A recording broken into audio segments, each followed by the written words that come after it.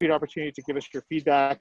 And then we also want you to review the Cyclist statement that would need to go to City Council for ultimately a recommendation from you to them to allow for the installation of the bike lane. So that's the purpose of tonight's agenda. As a quick high background for you, Caltrans does plan to resurface all of El Camino Real between the Palo Alto Menlo Park border along Sand Hill Road, all the way down to just south of Highway 85. That's an extension of the original limits that we mentioned to you back in April.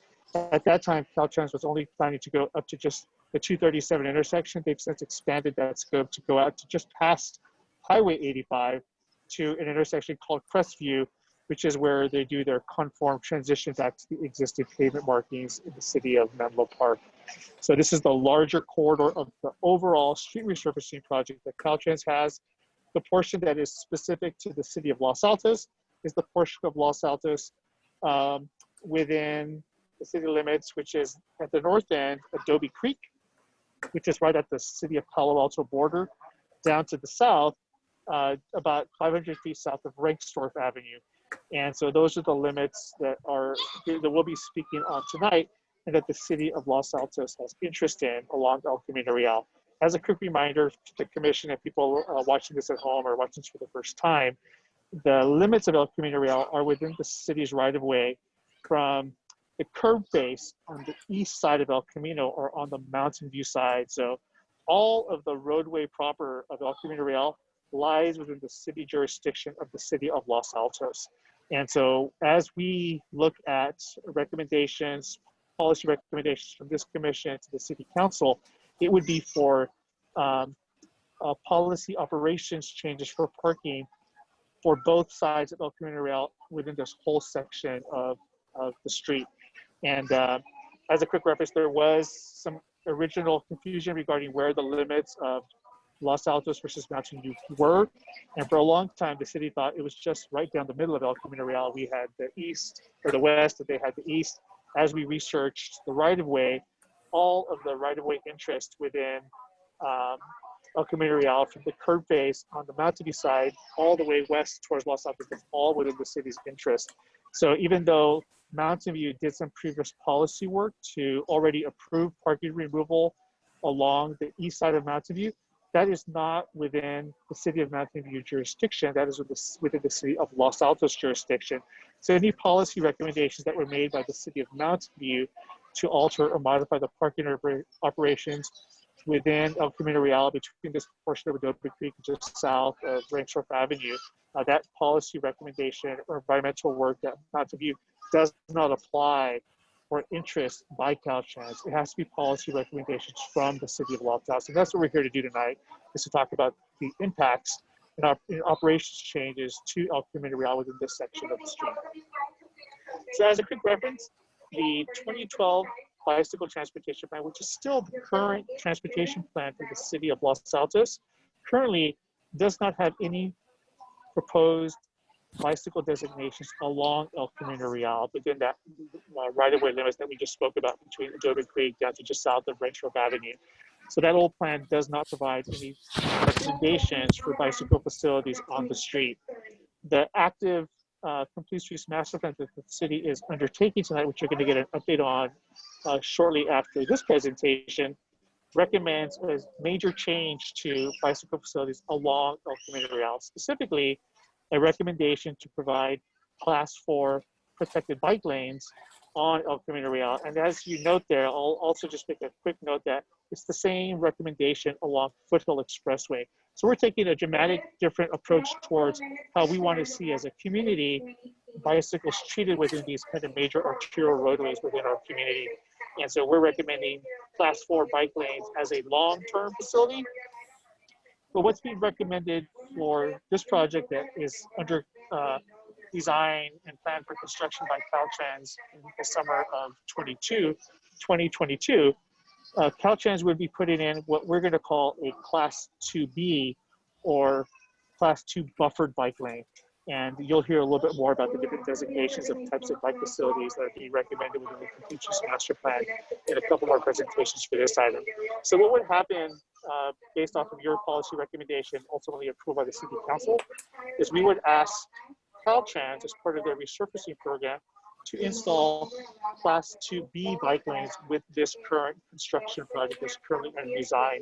And then our bicycle plan would envision long-term Class 4 protected bike lanes sometime in the future. And we would have to work with Caltrans under an encroachment permit to do additional improvements within those new bike lanes to put some type of a raised protected element within the buffer space of the bike lanes themselves. So as a quick reclarification for yourselves and for people watching this at home, we're asking Caltrans to do, with your support, is to move forward with the installation of Class 2B buffered bicycle lanes along El Camino Real from Adobe Creek down to just south of Rexworth Avenue. Our complete use master plan ultimately would be recommending Class 4 bike lanes, which would just be the addition of some vertical elements within the buffered space of the bike lanes to provide an additional layer of security for bicyclists riding on that roadway. Here are just some very quick images of El Camino Real. As you can see, both approaches of El Camino Real, for the most part, have 3 through lanes. There's parking on both sides of the street, majority of the section, but within the Palo Alto side of El Camino Real, a lot of the parking is actually not currently permitted. There's already red curb restrictions or restrictions for other uses, but there are a total of 248 on-street parking spaces on both sides of El Camino Real between Adobe Creek to about 500 feet south of Rexworth Avenue within the city's operations jurisdiction. What I'm going to show you next is the striping concept plans that Caltrans has put together for bike lane installations along El Camino Real.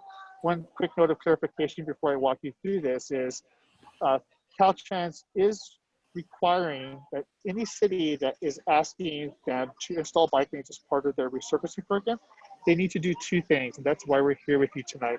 The first thing is to provide a City Council policy recommendation that authorizes the installation of the bike lanes and any supporting environmental documents that go along with that. And the second item is approval for the removal of any parking that is required for removal so that these bike lanes can be installed and operate along El Camino Real. And so what's shown here is the concept that Caltrans put together. This is approaching Rexworth Avenue coming from the Mountain View side. So this is Rexworth Avenue. This is kind of the typical cross section of El Camino Real as you're coming from Mountain View traveling north towards Palo Alto. And you see here that Caltrans is showing a buffered bike lane. One of the things that we don't see on these plans, though, is we don't see any dimension references. And that is going to be one of the comments that we've already put in our draft comments back to the commission, which I'll summarize for you shortly. A couple other things that popped out to city staff that we felt were appropriate to request modifications for, depending on how your policy recommendations to the council for their installation, is the use of bicycle treatments. You can see that at approaching intersections, there's no use of green pavement markings to highlight conflict zones where motorists may want to enter a bike lane to make a right turn as they approach an intersection. They're not using or proposing any kind of green bag bicycle lane stencils to kind of highlight that motorists should stay out of the bike lane designated areas. But one of the big benefits with what they've shown us for is that they are showing the bicycle lane installations along this corridor. And this is the portion up towards Distal Drive. As we move north, starting kind of getting out towards the Jordan area, again, typical cross sections for Caltrans where dimensions are missing, but we see the buffered bicycle lanes. We actually also see inconsistencies in their application of buffered bike lanes altogether, which is another concern of ours in this first plan. And this is the first plan we've seen from them. So this may just have been rushed to get it out the door, because there's a lot of other civil details that we're not showing you from this plan set, which is close to a couple hundred pages of civil work. But we have the 3 through lanes, the consistent buffer with a bicycle lane, but no specific dimensions. Lane drops, which you see, for example, here going south as you approach Ortega, are missing as you approach Distal Circle. So we have a little bit of concern regarding the inconsistencies in the application of bicycle lane drops, as well as the conflict highlights that bicyclists may experience in sharing those spaces with motorists as motorists try to make right turns onto intersections off of El Camino Real. This is the portion between Showers Drive, so we're getting a little closer to Jordan, a little closer to El Camino Real. The one thing that I want to point out here towards the left at the center here, going northbound, is that the bike lane does drop as you approach San Antonio Road. That was an issue that we highlighted to you during your April meeting. The roadway ultimately is just not wide enough to support bicycle lanes all through the corridor, and this is where you begin to see the drop. We were a little concerned the way that the drop is treated. It seems a little bit like an opportunity to introduce concerns like we're going to be talking about in the next item at Foothill Expressway. So we want to try and get ahead of some of those concerns regarding how bicycle lanes are dropped and bicyclists are treated as they're approaching major intersections. But again, here, as you look at Showers, where this big bus stop is in front of Whole Foods, there's really no designation for striping that shows bike lanes being dropped approaching an intersection. So those were other concerns that popped up to us as city staff. This is now the San Antonio intersection. As I mentioned, coming north from Mountain View towards Palo Alto, the bike lanes drop completely in the northbound direction along the frontage of the Safeway shopping center.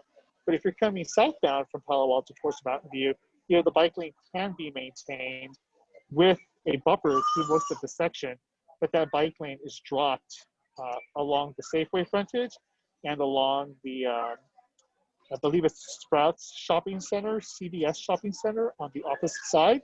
It's missing there. Well, then it kind of picks back up again after the roadway widens.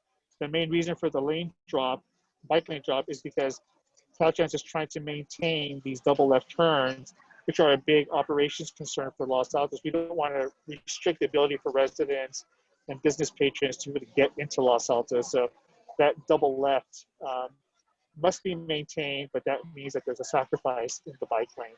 And we are requesting at the minimum they look at other treatments like Sharrows or Super Sharrows as they approach San Antonio Road, but that's going to be part of our feedback that we show you shortly. Here's continuing north as you hit Los Altos Avenue. This gets out closer towards the Adobe Creek northern city limit.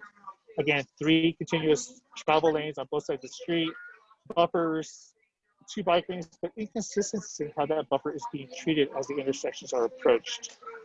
And so just to summarize what our city comments will be back to Caltrans, and we'd love to hear your thoughts. We'll put this presentation online after our meeting today, and we would offer for the commission to take your time to look at these plans on your own after this meeting. And if you have time over the next 4 to 5 days, send us any additional comments and we'll add your comments to ours as we summarize it back to Caltrans. But for us, we're looking for green bike lane treatments at all intersections, not just at the bike lane drops in the conflict zones, but also through the intersections. So as bicyclists kind of pass an intersection, we continue those green highlight conflict zones for motorists to be able to kind of acknowledge bicyclists to their right, to guide bicyclists where they position themselves as they're traveling through major intersections like San Antonio Road. And we want a minimum of a 3-foot buffer zone so that we can come back sometime in the future, add a vertical element to turn these into class 4 protected bike lanes. And through most of El Camino Real, we can get a minimum of 7 to 8-foot bike lane with that 3-foot buffer. So those are the things that we're looking for at staff to make sure these bike lanes are comfortable, that they fit the region's long-term vision of having a bicycle superhighway along El Camino Real as envisioned by the VTA. We saw a lot of inconsistencies in the plans that I'm going to highlight as I went through the prior slides in the treatment of pedestrians. So we're looking at high visibility crosswalk installations along all crossings along El Camino Real. We're asking for a minimum 24-inch white limit lines to make it really clear where vehicles need to stop, and that those white limit lines be pushed farther back a minimum of 5 to 8 to 10 feet.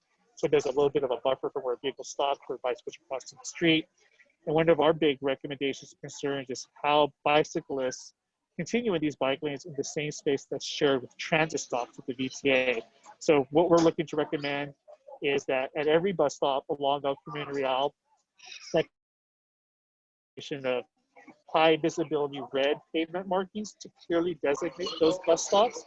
We have a really big problem along southbound El Camino Real as a city in front of Whole Foods, where motorists typically use the bus stop as a kind of cut-through route around traffic to turn into the Whole Foods shopping center. We want to stop that practice.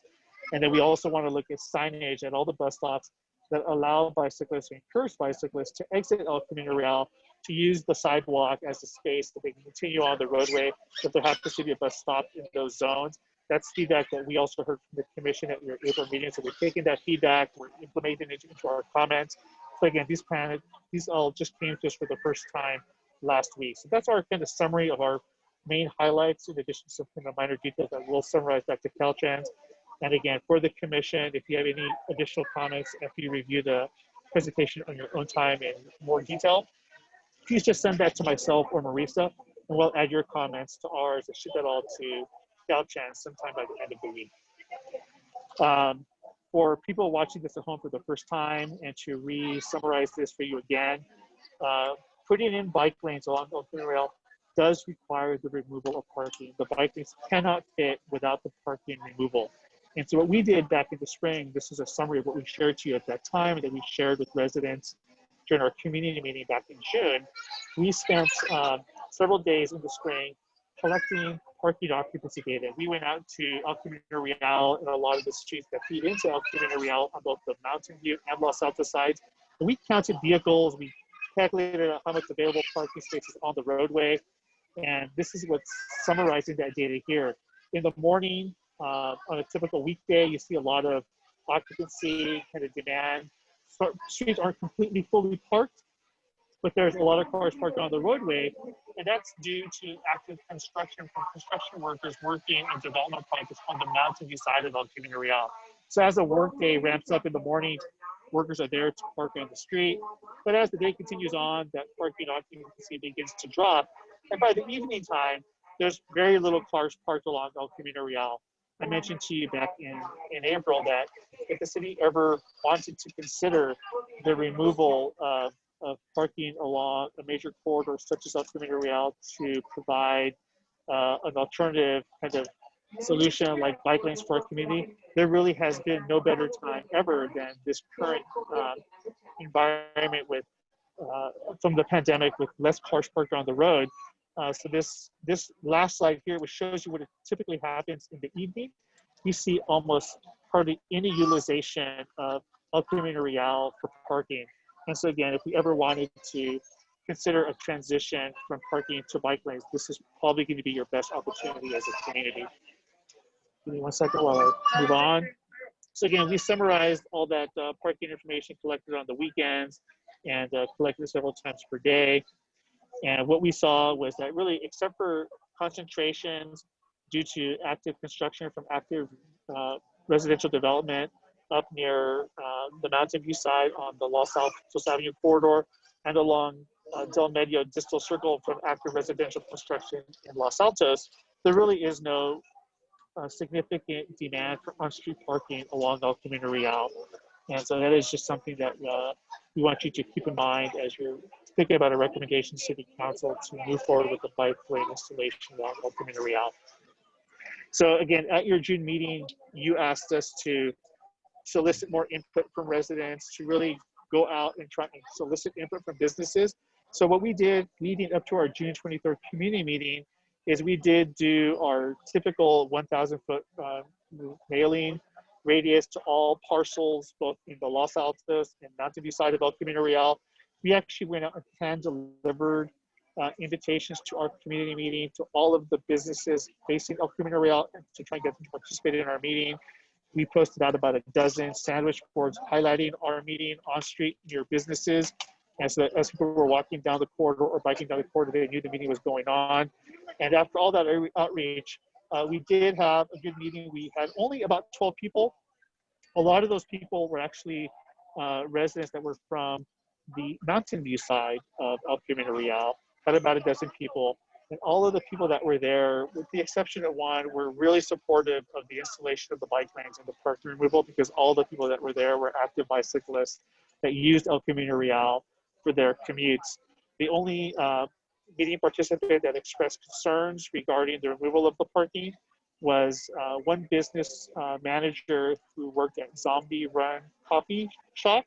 They're just south of Rangsworth Avenue, and the area of parking concern for them was actually not within the Los Altos city limits, it was within the Mountain View city limits. So we connected them with the City of Mountain View staff person, But our understanding was that there was no proposed immediate parking removal in front of the Zombie Run coffee shop by Mountain View, so there really was no impact to them. Where we are with this project now is Caltrans is asking that before they finalize these plans, sometime in the early spring of 2022, that each city provide to them the city council policy approvals for the bike lane installation and the parking removal. That approval comes in the form of a California Environmental Quality Act, or CEQA, categorical exemption, which is included in your staff packet. I don't have a copy of that in this slideshow, but that categorical exemption finding is what would need to go to city council. And in order for that to happen, we would be asking you as a commission to have a larger policy discussion amongst yourselves and with whoever's here tonight from the audience regarding what the removal of the bike lanes would look like on Camino Real, and then to forward a recommendation to city council to approve the categorical exemption findings that are included within your staff report. And that categorical exemption allows for the installation of the bike lanes along El Camino Real between Adobe Creek to the north to about 500 feet south of Altos Avenue, which is all within the city of Altos limits. And when that goes to city council, there would actually be two policy discussions at city council. The first would be a presentation, very similar to what we gave into you here tonight. And then there would be in the form of an ordinance the city council would approve. There would be a second reading of that ordinance probably the following month whenever the city council sees it. So that's our recommendation for you tonight. That's the end of my presentation. If you have any questions, I'll be happy to answer. Thank you, Jaime. I hope you didn't give away all the secrets to the San Diego community. Yeah, I think people are looking at me here kind of funny. That's right. Okay, so I think what I'd like to do is ask the commissioners to pose any clarification questions first, and then get the members of the public to add comments. Steve, go ahead. Yeah, I have one clarification question, and then actually a comment, and I can hold that comment till our comment session, or I can do it at the same time. My question is, before this goes to the city council for clarification, will we have an opportunity again, Jaime, when you're not at the airport, to actually go through the rendering that you have of what you're proposing in terms of the buffered bike lane class 4 versus what Caltrans is proposing to do, and actually see a rendering of what that class 2 bike lane would look like by comparison, so that we could see what the advantages are of our recommendation? Thank you, Steve. And to answer your question, the answer is yes. If we move forward tonight with a recommendation by the Police Commission for the City Council to consider approval of the categorical exemption and policy recommendations to remove the bike lanes, to install the bike lanes and remove parking along the Camino Real, we would still come back to you as we're working through the active design process with Caltrans. So again, the plans that I shared with you very quickly tonight, which we'll forward to you and make available for download for the community on the Police Commission website. This is the first time we've seen these plans. We just got these a week ago. And so we will get future iterations and drafts as Caltrans moves through their design process between now and roughly kind of the early part of 2022, probably by March. And then you would imagine that you would see this a minimum of at least one more time, hopefully with some of our requested changes implemented into their next draft and any other comments that you would provide over the next few days. Excellent. Now I can give my comment now, or I can hold it. What would you prefer? If it's a brief one, Steve, go ahead. It's a brief one. I attended that community reach out meeting that the 12 participants gave their opinions on how they viewed the proposed bike lane. And I was quite surprised at the fact that there weren't more attendees to that session. And based on past experiences where after the fact, community members and constituents have come forward and said they really weren't aware of what was going on, even though there were community meetings. I would strongly recommend that we do something similar much earlier to what was just done with that article in the Town Crier versus Agenda Item 4, and get our local newspapers to publish what's going on and publish the website that they can give feedback on, so that it'll avoid a lot of angst going forward with people who say, had they known about it, they would have given an opinion. And that's my only comment. Thank you, Steve. Any more questions? Suzanne, go ahead. I have 3 questions. Clarifying question on the width of the recommended bike lane. You mentioned that it is with the buffer. Does the 7 to 8 feet include the buffer or exclude the buffer? So if it excludes the buffer, then it would be a 10 to 11 foot total territory dedicated to cyclists, or is that 7 to 8 feet with the buffer included? I just couldn't follow you there, Jaime. Thank you, Suzanne, for asking that clear question. That's a really good question for the audience to hear a response on. And that is a minimum of a 7-foot bike lane ranging up to 8 feet, independent of the buffer. So we're looking at a minimum of 10 to 11 feet down the corridor dedicated for bicyclists, taking that existing parking lane, narrowing the lane width along the community rail to provide a minimum of 10 to 11 space throughout the corridor for bicycle use. Thank you. Clarifying question on that as well. Will Caltran, include the gutter as part of the measurement, or will the measurement begin at the edge of the gutter towards the center of the street? So Caltrans and most agencies, including Los Altos, we treat signage and striping plans the same way. All of our measurements are always from face of curb of one side of the street to face of curb of the other side of the street. That's one of the reasons why we were asking for the minimum 7-foot bike lane, and in most cases ends up being about 8 feet, because that drops off to 1.5 to 2 feet for the gutter, leaving a minimum of 5-foot usable space of asphalt.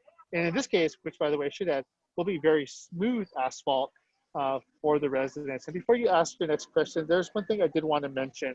It's something that Nadine brought up at the last meeting that I want the audience to hear. The length of the street resurfacing that Caltrans is proposing between Mountain View, Palo Alto's border to Highway 85, there will not be another opportunity for a transformative change for the way all community rail operates for probably another 20 to 25 years.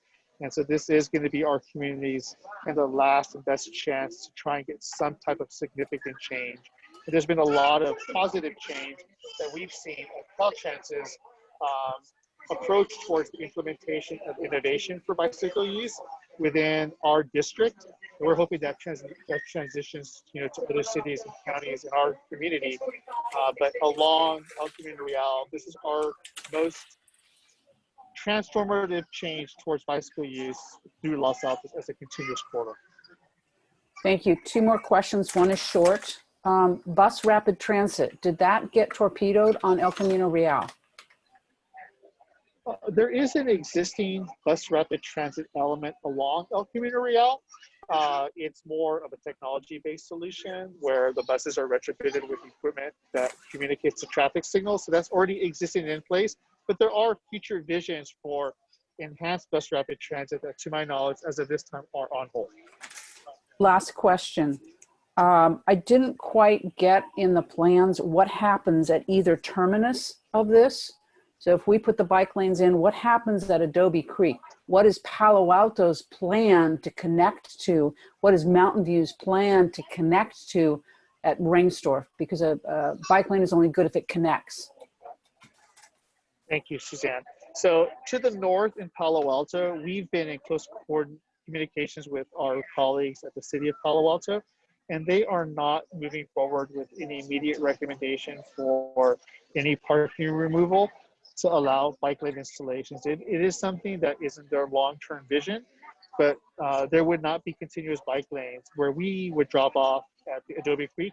continuing back up towards the Menlo Park border along December Shopping Center to Sand Hill Road. Mountain View is the opposite of that, though. They are looking at segmented implementation of bike lanes along El Camino Real between that Rankstorf right-of-way limit with Los Altos down towards just south of Highway 85. There will be portions of the bike lanes that go in with this project around the Castro area between Rankstorf down towards Castro. There will not be any immediate implementation of bike lanes as the city of Mountain View continues to work with its residents and property owners and local businesses to kind of work in that change. But the lane width that would be installed by Caltrans would allow for those bike lanes to be installed later without any significant grinding of asphalt on El Camino Real for the bike lanes to go into the future. Thank you. No more questions. Thank you. Stacy. Thank you. I have two brief questions.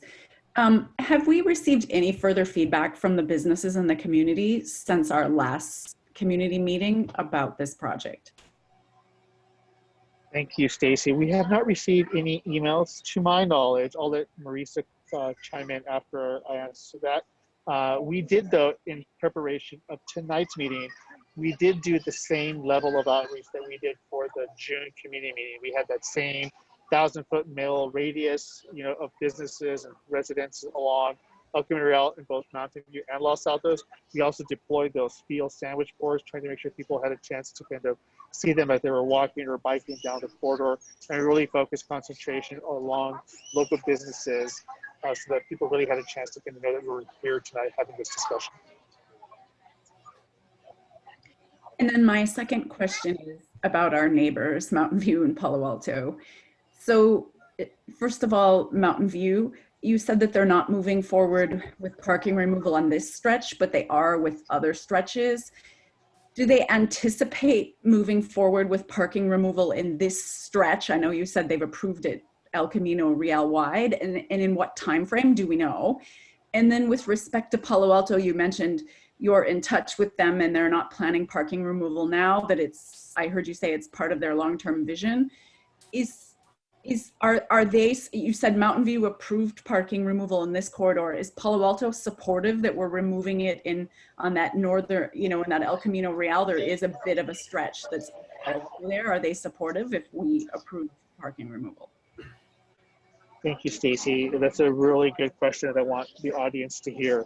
So we, again, are in close contact with both staff from Palo Alto and staff from the city of Mountain View. The city of Mountain View, I'll start there first because they've gone through the very similar policy discussion process that we're having tonight. They did it about a year ago, actually ahead of us. And they've gone through the same study process that we did, where they did that same data collection for parking. They had the community engagement process. They had their commission, and ultimately city council and CEQA approvals that looked at removal of parking along El Camino Real, again, along that east side on their side. But they mistakenly did that within the Los Altos right-of-way because they misunderstood the limits of El Camino Real's jurisdiction line along that face of curb, again, on the east side of the street. So their policy approvals actually do not allow for the parking removal to happen without Los Altos's policy approvals.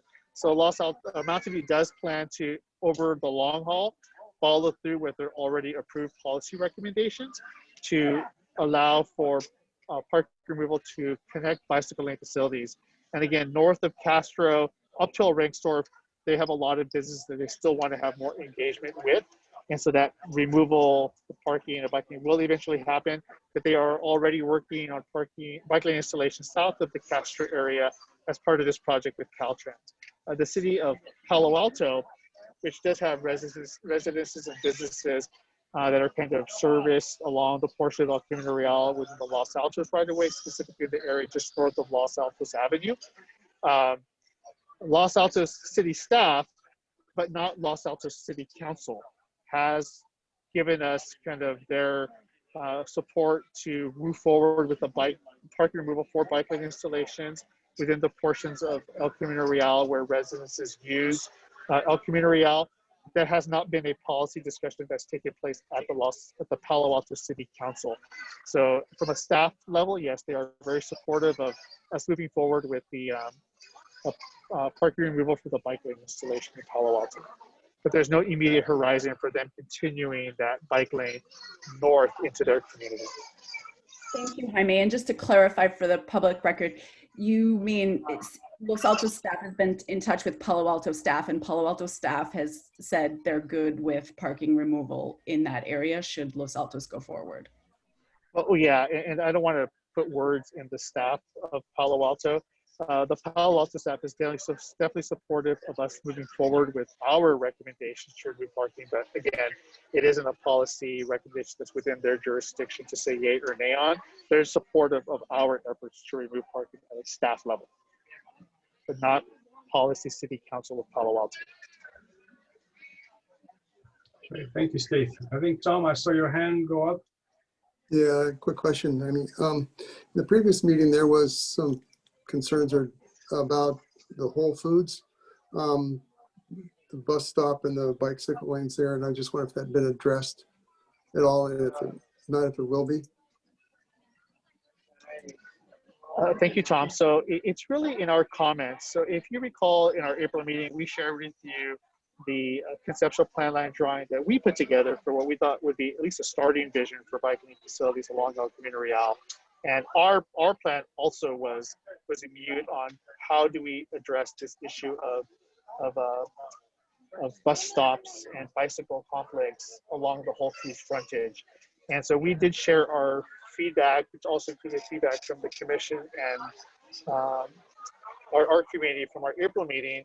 And that's where the recommendations to put in red pavement markings to highlight the bus stop along Whole Foods, but not just there, all the bus stops along El Camino Real within Los Altos right of way. That's something that we're recommending, but isn't currently addressed in the 65% design plans that I just finished showing you a few minutes ago.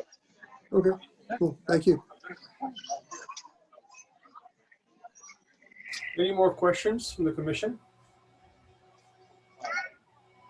I have one question for you, Jaime. What do you want from this commission tonight? So Nadine, what we're looking for the commission to do tonight is to consider, after your discussion, forwarding a recommendation to the Los Altos City Council for the Los Altos City Council to approve the findings of our categorical exemption findings as part of our CEQA analysis, which is backed up by the parking analysis that was presented to you back in April, and to request that the City of Los Altos City Council move forward with a policy approval for bike lane installation along El Camino Real, specifically starting with those Class 2B buffered bike lanes between Adobe Creek down to about 500 feet south of Rangstorp Avenue. So just to be clear, what we're recommending, or at least what you're asking us to recommend to City Council, is a policy that would enable the placement of Class 2B bike lanes, but it still keeps it open to the specifics of the design, right? So the design are not going to be finalized today. That's going to be open to more discussions and more presentations by the city and Caltrans, of course, right? That is correct, Adim. That's a very important distinction. So thank you for clarifying that for me if I wasn't clear. Yes, you and the Los Altos community will still have another opportunity, a minimum of one, hopefully two, for you to chime in on the design that Caltrans is working on for those Class 2B bike lane installations. And then our long-term complete streets master plan vision of having Class 4 protected bikeways or bike lanes on our community, that'll happen completely separate, independent of the Caltrans process. Great. So I think with that, I'm gonna open it up to comments from the public. So if you wish to speak on this item, either raise your hand, or if you're unable to do that, unmute and then identify yourself, please. You'll have each, I want to sort of get a sense of how many speakers we have who wish to speak. Okay, we've got 1, 2, 3, 4. 3. Okay, I only see 3 hands go up. Sorry. Okay, so with that, let's go ahead, 3 minutes each. Roberta, go ahead. You, me? Yes, we can hear you, Roberta, go ahead. Okay, good. I good. All right. So, are you guys proposing to take away all the parking on El Camino? That is of concern to me, because new buildings are going to be coming in on El Camino. The Distal Circle project through EAH is moving forward, and they're going to be providing less parking spaces. They're proposing 45 parking spaces for 90 units. So the elimination of parking really concerns me, because people do need their cars to get to work, and especially lower income people. All the statistics show that they do need a car. They have a better chance of getting a better job if they have a car. So I have nothing against bike lanes. I just, need for you guys to consider, what the consequences are going to be of this, on the people who shop on El Camino and live on El Camino, etc. So that's what I want to say, before you just go moving forward. Thank you. Thank you, Roberta. All right, next speaker is David. You there, David? If you are, please unmute. Yes, Great. I am. Can you hear me okay? Yes, we can. Go ahead. 3 minutes, please. Do we know how many cyclists are using El Camino now? We cannot entertain a dialogue with you. You can go ahead. And give I'm us- sorry. Yeah. Well, let me say it this way then. It would be interesting to know if El Camino is a major thoroughfare for cyclists. I don't think it is. Most of us, I'm a cyclist, most of us will use other streets. El Camino is a real nightmare to think about cycling on. There's a lot of other alternatives, and thinking about the whole food situation, never ride a bicycle on a sidewalk. That's all. Thank you. Great. Thank you, David. Alex G. Hi, everybody. I am a resident of Mountain View, just a couple hundred feet from El Camino Real, and my route to work, I prefer to commute by bicycle, and my route to work is best bicycled on El Camino Real. I know there are other streets, but it just so happens that this would be the best route. And I am very supportive of installation of bike lanes. And as I live near El Camino Real, I can see that the parking utilization is rather low. And I think that the bicycle lane is a much better use of that valuable space there. And when I think about the kind of city I want to live in, I think that biking and getting around in ways that are better for the environment can make a big impact. And there's a lot of structural effects that occur with the design of the streets, and that's why it's important to consider this way. I see lots of large parking lots for all the businesses, especially in the sections mentioned with the large shopping centers. And I just considering that I haven't heard other voices in support, I just would like to make sure that my voice is noted. Thanks, everybody. Thank you. Sue? Brianta Wu. I'm actually a resident along El Camino. Can you speak up? I can barely hear you, Sue. Speak up, please, a bit more.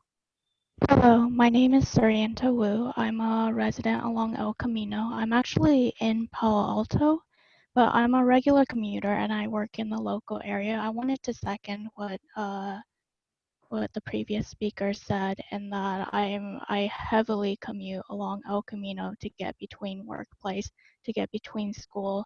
I go shopping at Whole Foods and in the plaza. I won't claim to know exactly how the parking situation is, But I do believe that a lot more people would commute if it was a lot safer, if we, honestly, I do it, I do it regularly, but it is very dangerous. In the past month alone, I've nearly gotten hit by 5 cars, many who were only looking in one direction, whatnot.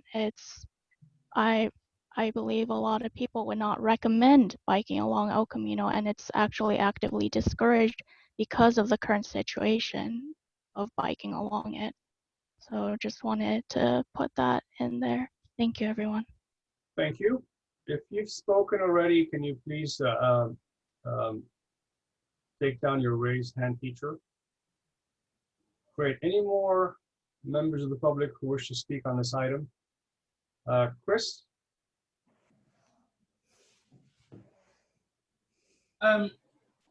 Yeah, it's on this item, but it's also more generally. So I'm a former resident of Los Altos, and my mother still lives in Los Altos, and so she asked me to come in and help her go through these meetings and stuff as they come up, as some of them pertain to her where she lives, and she seems to get letters and mails that don't match up. For instance, she got a letter that says the meeting is on the 12th. But I don't know if that's a different thing, not complete streets commission, or I've also seen other things where I found it hard to find your guys' meetings and find the agenda. So I do like what you guys are trying to do along El Camino here. But I do have to say, unless you can get a very long stretch from Palo Alto, Los Altos, Mountain View all together, I don't think it will be well used by bicyclists. Where I live in Fremont, we spent a lot of money putting in, removing right turn lanes and creating things for bicycle paths, and they're almost never used. So I'd like to put forward. Thank you, Chris. Ann Paulson? Hi, I live in Los Altos and I've lived here for 35 years. And I would echo what Sue says. It is in fact extremely dangerous to bicycle on El Camino right now, and nobody does it. Almost no one does it. I certainly don't do it, and I ride everywhere. But that doesn't mean that it will be, that no cyclists would ride on it if it weren't dangerous. And since Mountain View is proposing a long section of bike lanes, if we also put in bike lanes, maybe it wouldn't be dangerous and lots of cyclists would use it. Anyway, thank you. Great, thank you. Again, if you've had the chance to speak, please bring your blue hand down. Great, I don't see any more requests, so let's bring it back to the commission. Jaime, could you please flash back the recommendation that you'd like us to consider? And share that. No problem, give me 1 second. Yeah. All right, so any comments from the commission? And let's make it specific today to what the city is asking us to do, which is consider that recommendation to City Council.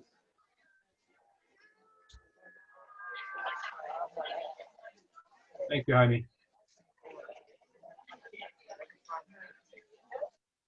All right, I don't see anyone raising their hand to speak, so I take it that we are in violent agreement. Is that really the message?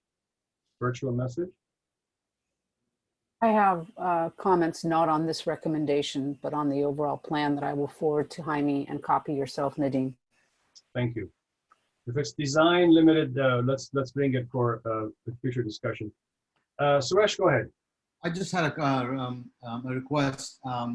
Is it possible to share the presentation before we send our comments by email? Yes, I don't see why not. Yes, Suresh. What we'll do is we'll post this presentation on the Complete Streets Commission website of tonight's discussion first thing tomorrow morning. Thank you. Okay, any other comments?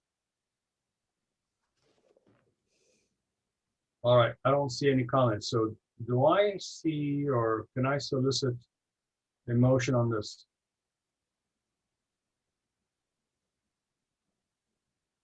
I move that we approve the recommendation as stated on the screen in front of us, that the City Council approve a categorical exemption findings and approve bike lane installation on El Camino Real between the city limits, Adobe Creek, to approximately 500 feet south of Rainstorth Avenue with no amendments.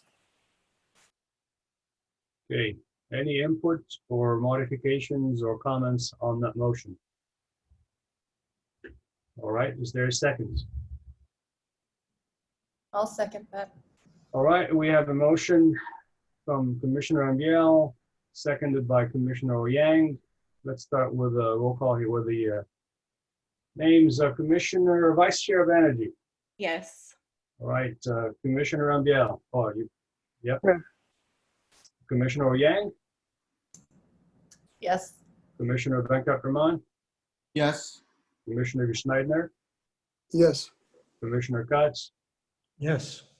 and I will vote yes too. So we have a 7-0 recommendation here. Jaime, you have the recommendation. And you said we'll have Thank you so much. one more opportunity, possibly 2 more opportunities to look at the designs more specifically, right? That is correct, yes. We will bring it back to you as soon as we get a revised plan to review. Great, thank you. All right, thank you all. Thank Input. Okay, so it is 6:32. We are actually on time, surprisingly. 2 minutes behind, so let's go to item number 4.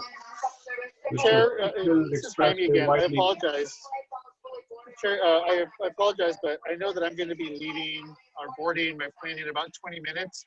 And I did have just one quick update that I need to present for you that the city staff cannot do on one of the upcoming items for the Safe Routes to School education and encouragement program. If it's okay with you, Chair, I'd like to request just a short 2 minutes to walk you through what I would have been presenting for you at that time if it were not for the flight. So this is in relation to item number 6, right? The Safe Route to School.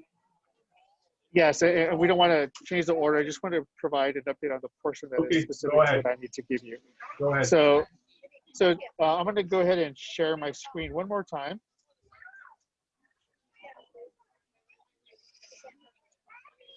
Can you confirm that you can see my screen? Oh, yes, I'm sharing the wrong item here.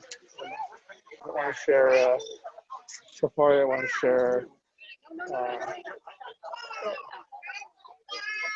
There it is, I'm sorry. Here we go. So what I wanted to present to you is, as we were moving through the development of the Complete Streets Master Plan, one of the things that the commission specifically was requesting was for the city staff to look at solutions that would allow us to better deliver the new walk and roll maps that the city was developing in partnership with Altos Planning and Design, so that residents had more ways to view those walk and roll maps. One of the things that we did shortly towards the end of spring, early summer, was we spent a lot of time reaching out to technology firms. We reached out to all the app stores to try and figure out what were the available tools that were online that would help Los Altos distribute our new walk and roll maps to the community. And one of the things that we found is there really were no solutions on the market. So we approached Traffic Patterns, which is the firm that I work with, to the city, and we asked the city, hey, if you're willing to put up some funding in the form of a stipend, that we would double the match that the city provided to help develop a completely brand new tool for Los Altos to be able to distribute its walk and roll maps through an online portal that would be supported with the accompanying Apple and Android apps for residents to be able to download to view those walk and roll maps, and allowed Los Altos to launch additional incentive programs to keep junior high and high school specifically students engaged with the Safe Routes to School. So what was born out of that effort is a new company that we're starting, or we're launching, called schoolroutes.org. This is a company that was specifically launched out of Los Altos' interest to help expand its Safe Routes to School program. And so I do encourage all of you, I encourage families at home to view the website. We just launched this on Tuesday. We have now about 12.5, almost 24 cities across California, and we're getting interest from cities down in Texas and in New York State. to help expand this program. So your idea and your direction to us to kind of find new tools to expand how cities and how school districts approach their delivery walk and roll maps really led to this effort. And I just wanted to show you, at least on an online platform, what residents can begin to do now towards the next, as they plan for school starting next week. So you can go onto this web portal and you can pick any of the schools in that service the Los Altos community, and you can get all of your walk and roll maps that were developed by Alta, and we have all of those walk and roll maps online. And so as families and download the app for this platform, what will eventually happen, give me a second here, your app will look something like this, and parents will have radio buttons that are assigned to the schools that their children attend, and parents will get the same little blue dot that they would get from the use of Google Maps or Apple Maps, and it'll show their position in relation to where they are into those suggested walk and roll maps. We highlight all of the community connector pathways that are bike and ped access only. We highlight all the crossing guard locations, all the marked crosswalks versus the flashing beacon crosswalks for protected crosswalks and traffic signals. We highlight any kind of bridge pathways like the ones that kind of move over towards Cupertino Middle School. And some of the tools that we're launching after we started this for you, Cupertino joined into this program. And Cupertino is funding 2 additional features that will be available to Los Altos residents towards the end of August.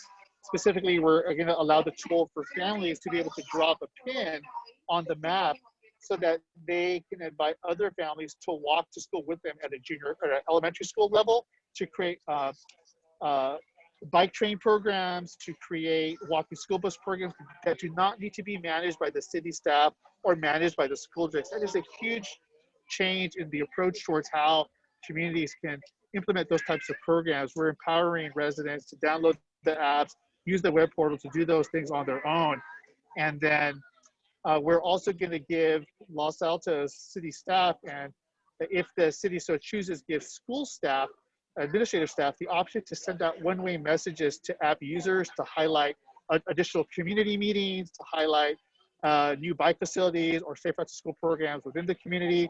And so some of those concerns that we heard early on along El Camino Real, where, hey, we're not doing enough to outreach to residents in creative ways, this app will be your direct portal to be able to talk to residents as they're using a registry to use this app. What will be available to Los Altos residents, Cupertino, and we're talking right now to Sunnyvale, Mountain View, and Palo Alto, will be the option for junior high school students and high school students to share their GPS position data through the app, so that we can track how much activities they bike per month, bike per quarter, bike over a school year, how much they walk. And then the city will be able to establish thresholds that show, that tell the city, hey, after a student bikes 200 miles in a quarter, for example, the city can then mail through postal mail a t-shirt or a swag bag or a sweatshirt, as a reward. Or if the city links a credit card to their account, they can send like a gift card incentive reward to like Jamba Juice or Peace Coffee or Crumble Cookie or whatever is specific to that community to promote local business. So those students get an incentive for biking. And that's a way that we can keep those junior high school students engaged. So there's a lot of other features that are going to be coming down the pipe as part of this program. But I wanted to highlight this to you because this is something that you guys asked for at the commission level, specifically to help promote your Safe Routes to School program. We hope that we're on the right track to deliver that for you. There's a lot of development that still needs to go on. The Apple app will be available for Los Altos residents to download in about 3 weeks. The Android app will follow a couple of weeks after that. And all these other platform tools will continue to update you on. But this is a great tool. It's got a lot of positive feedback. A lot of communities were looking for similar tools, and it was really born out of the Los Altos community. So we hope you like it. I just wanted to make sure you had that update before I unfortunately need to get away to press my plane. Thank you, Jaime, and have a safe flight. Bye, guys. All right, let's go back to the order then, item number 4, which is Foothill Expressway widening. And I presume, Marisa, you're taking the lead now? Yes, I will be introducing this item. This item is a review of a community outreach meeting that we held 2 weeks ago On July 27th, this was an outreach meeting that was conducted in response to feedback that we've received on the recent Foothill Expressway roadway widening project. This is between the intersections of El Monte and San Antonio. The county did this project, and since the construction, which was a few months ago, both the county and us as a city have received a lot of feedback from the community stating that the roadway improvements make the intersection of El Monte and Foothill Expressway more dangerous for bicycles, harder to navigate for bicycles. So due to the high volume of feedback that we received, the city staff coordinated with the county, and we together hosted a outreach meeting in which we presented alternatives to the community and let them vote on their preferences. So the county hosted this meeting. We as the staff of the city of Los Altos assisted them. And we have Ellen Talbo and Barry Eng here from the county of Santa Clara, who are going to give a recap on the outreach meeting that we conducted on the 27th. So I'll hand it off to them. Yes, thank you, Marisa. This is Barry Ing. I'm Deputy Director of County Roads. I'd like to allow a moment for Ellen Talbo, who is the County Transportation Planner, to share her screen. She's doing so now. What we have for you today is a brief recap, as requested, for the workshop that was held on the 27th. Before we get there, I did want to add on to Marisa's opening comments. You know, this project is substantially complete. This is a 2016 Measure B driven expressway improvement. What it does, it primarily deals with congestion relief. And to date, we have had an awful lot of positive feedback from commuters and Los Altos residents, letting us know that the operational improvements that Ellen's going to walk you through in just a second have had a wonderful effect on vehicular traffic. But we wholeheartedly agree that many of the members of the biking community and residents of Los Altos have expressed some concerns about the specific bike lane transitions at El Monte southbound and San Antonio Road northbound. So the workshop was conducted with that in mind. And Ellen is also, without me stealing too much of her thunder, going to share with you, if you weren't able to attend the workshop, the principal 3 alternatives that were shared with the community, and we'll be able to share the polling results with you and talk about next steps at the end. So without further ado, Ellen Talbo, County Transportation Planner, take it away, Ellen. Thank you, Ms. Eng. There we go. Thank you, Barry. And I assume, can anyone let me know if you can see my screen? Yes, we can. We can hear you and see the screen. Go ahead. Great. Thank you very much. So, so as Barry mentioned, all right. So as Barry mentioned, one of the objective of the project that we just completed that was the addition of auxiliary lanes were intended to relieve expressway bottlenecking between downtown and getting to 280. This area has long been identified as a sore spot for bottlenecking as early back as 2003 and 2008 when the county completed previous expressway studies, and it remained unfunded for a really long time. So it wasn't until the 2016 Measure B voter package that was passed that we were able to get some dedicated funding to initiate this project. And so to that end, to complete that project, the key elements of it were several. Were to add, as you can see, the auxiliary lanes in both directions, to widen the shoulders to 8 feet to accommodate cyclists that we know are moving on Foothill, to include the bike slots with bike detection at the San Antonio and El Monte Foothill intersections, square off the corner at El Monte, revise the traffic signal operations to accommodate for the turning and channelization configurations, namely adding the 2 right turns to the 280. Also, we included bike detection slots, or a bicycle slot with advanced detection features and pedestrian improvements throughout. So you may have seen and heard from other staff, project management staff, and other staff previously at other meetings held as early going back to 2017 and over the course of the design of the project, which occurred between 2017 and 2020.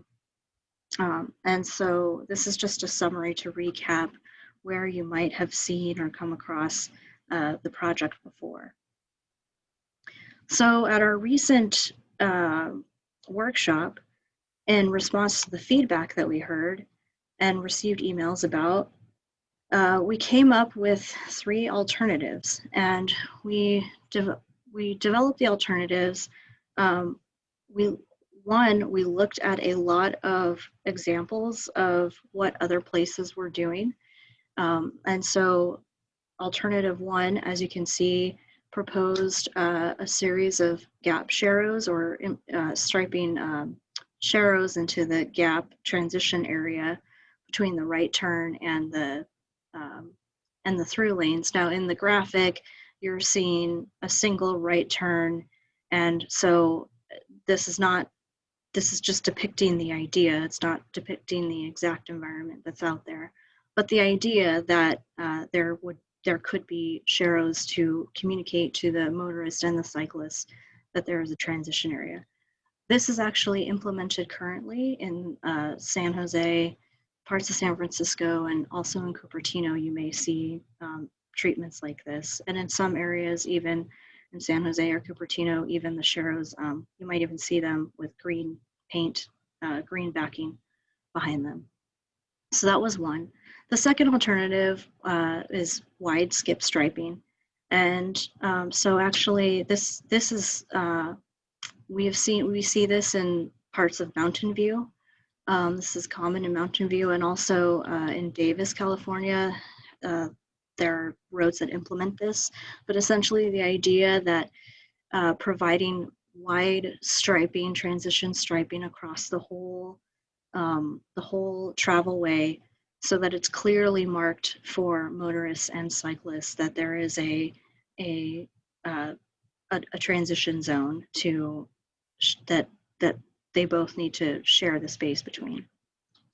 And then the third alternative on the right side of the screen is a right alignment with protection. So this alternative proposes to keep the cycle pathway on the right side, or in the shoulder, essentially on the right shoulder, so that there is no transition zone with the right turning vehicles, and also offers some vertical barrier protection, so that there's some, at least, curb protection, that there's no opportunity for motorists to meander over. And this graphic it's not shown in this graphic, but what's also proposed along with this alternative are the installation of bicycle light at the intersections, so cyclists can use the bicycle signal head to travel straight through the intersection. And what's also not shown is protective striping, so protected intersection striping specific for cyclists, so that they can travel through the intersection with the striping and the signal head. And the signal operations would be adjusted as necessary to facilitate the movements, so that the cyclists are traveling separately from the timing when the right turning vehicles would go. So that's the recap. There are some additional slides that go with these. If you visit the project website, you can watch a copy of the workshop and also download and view the presentation in its entirety. So there are pros and cons that are associated with each alternative, and there's a lot of data on the screen here, so I'll try to go slow. But in essence, alternative one has some advantages in that, for reasons, it is consistent with other treatments in other cities and nearby cities. So in that sense, it may not feel as foreign for cyclists. It's very quick to implement. But also as well, there's also some cons. Cyclists still need to transition through the area, and they still will need to yield for traffic. And so alternative 2 offers some advantages as well.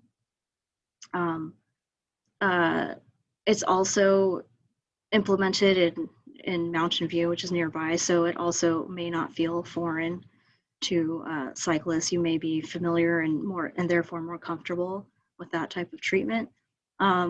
This alternative is also being proposed for review by the California Traffic Control Device, CDC, and we are meeting with them on August 12th to review this proposal, and we're looking for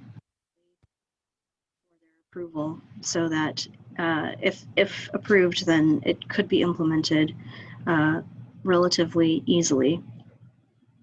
The disadvantages of alternative 2 is that cyclists would still need to yield to traffic and also still transition through the right turn against right turning vehicles. And so alternative 3 presents advantages in that it completely eliminates the conflict with right turning traffic and therefore eliminates the need for cyclists to transition through, because it keeps them dedicated on the right side, especially approaching the intersection. There's that hard barrier.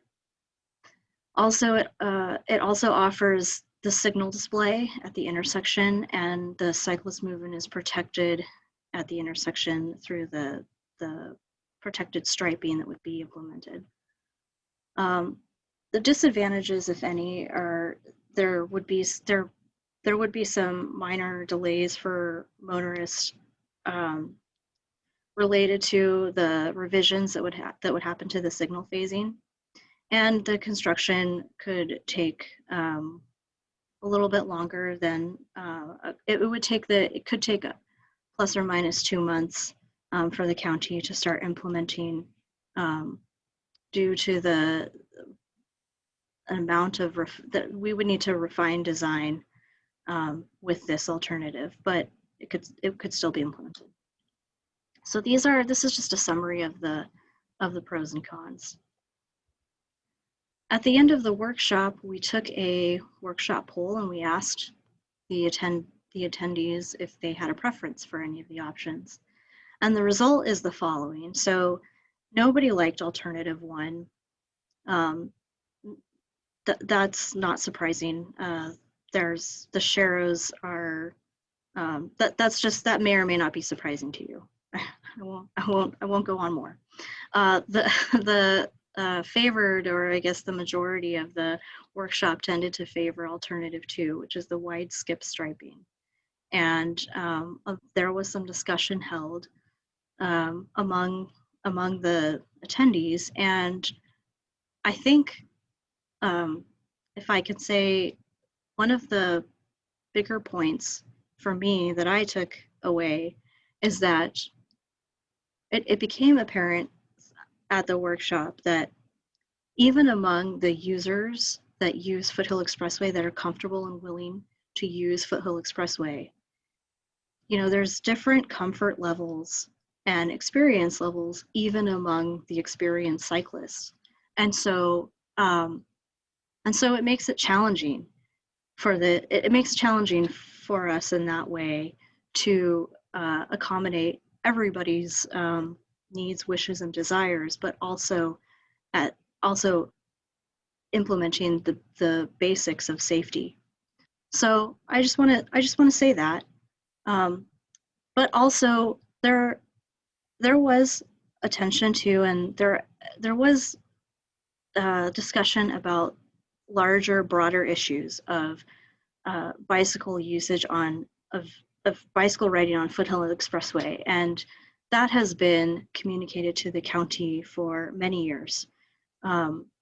Going back to, I started working for the county 4 years ago, and I've heard very much at the VTA, BPAC, and everywhere else that there is a big desire to cycle on Foothill Expressway, and we've heard those concerns.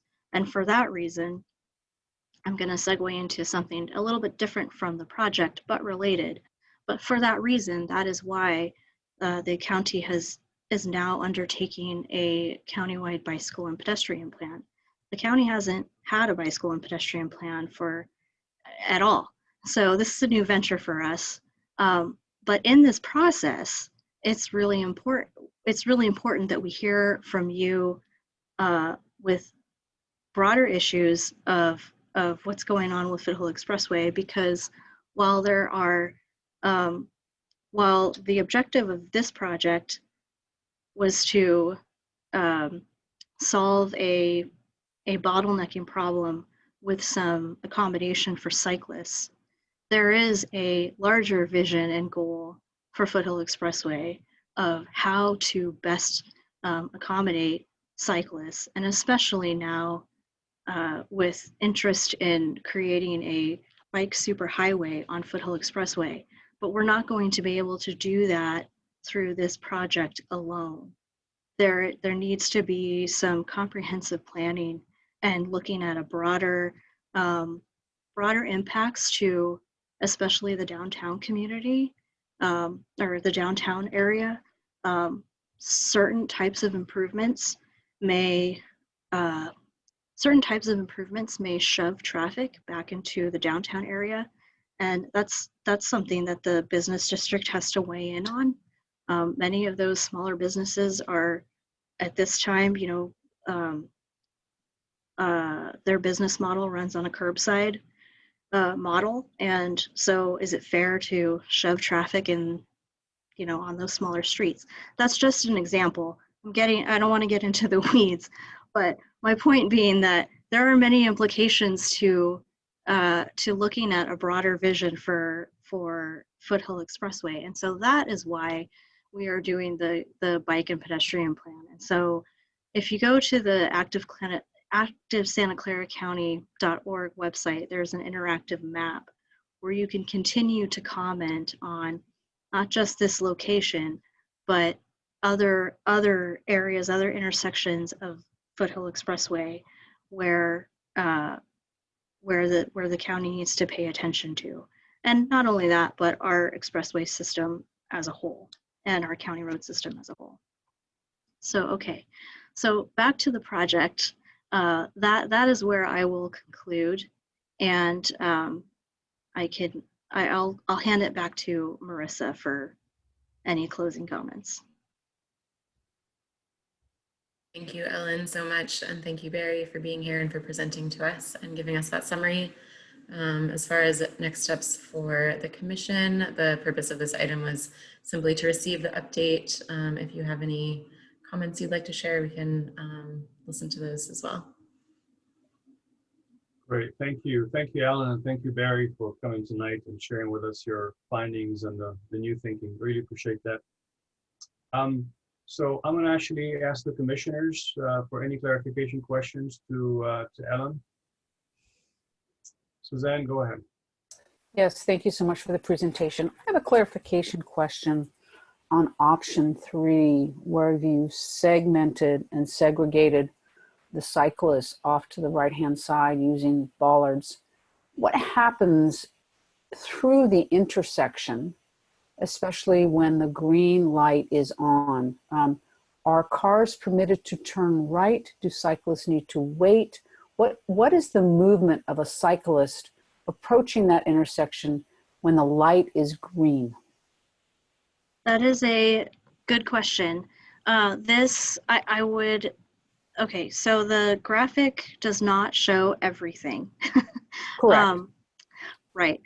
What happens to the cyclists is they get their own green cycle signal, and it goes with the 2 through lanes that go through the intersection. So the idea is that the through cars that are going to go straight southbound on Foothill get there straight, and the 2 right turns have a solid red and they cannot turn right.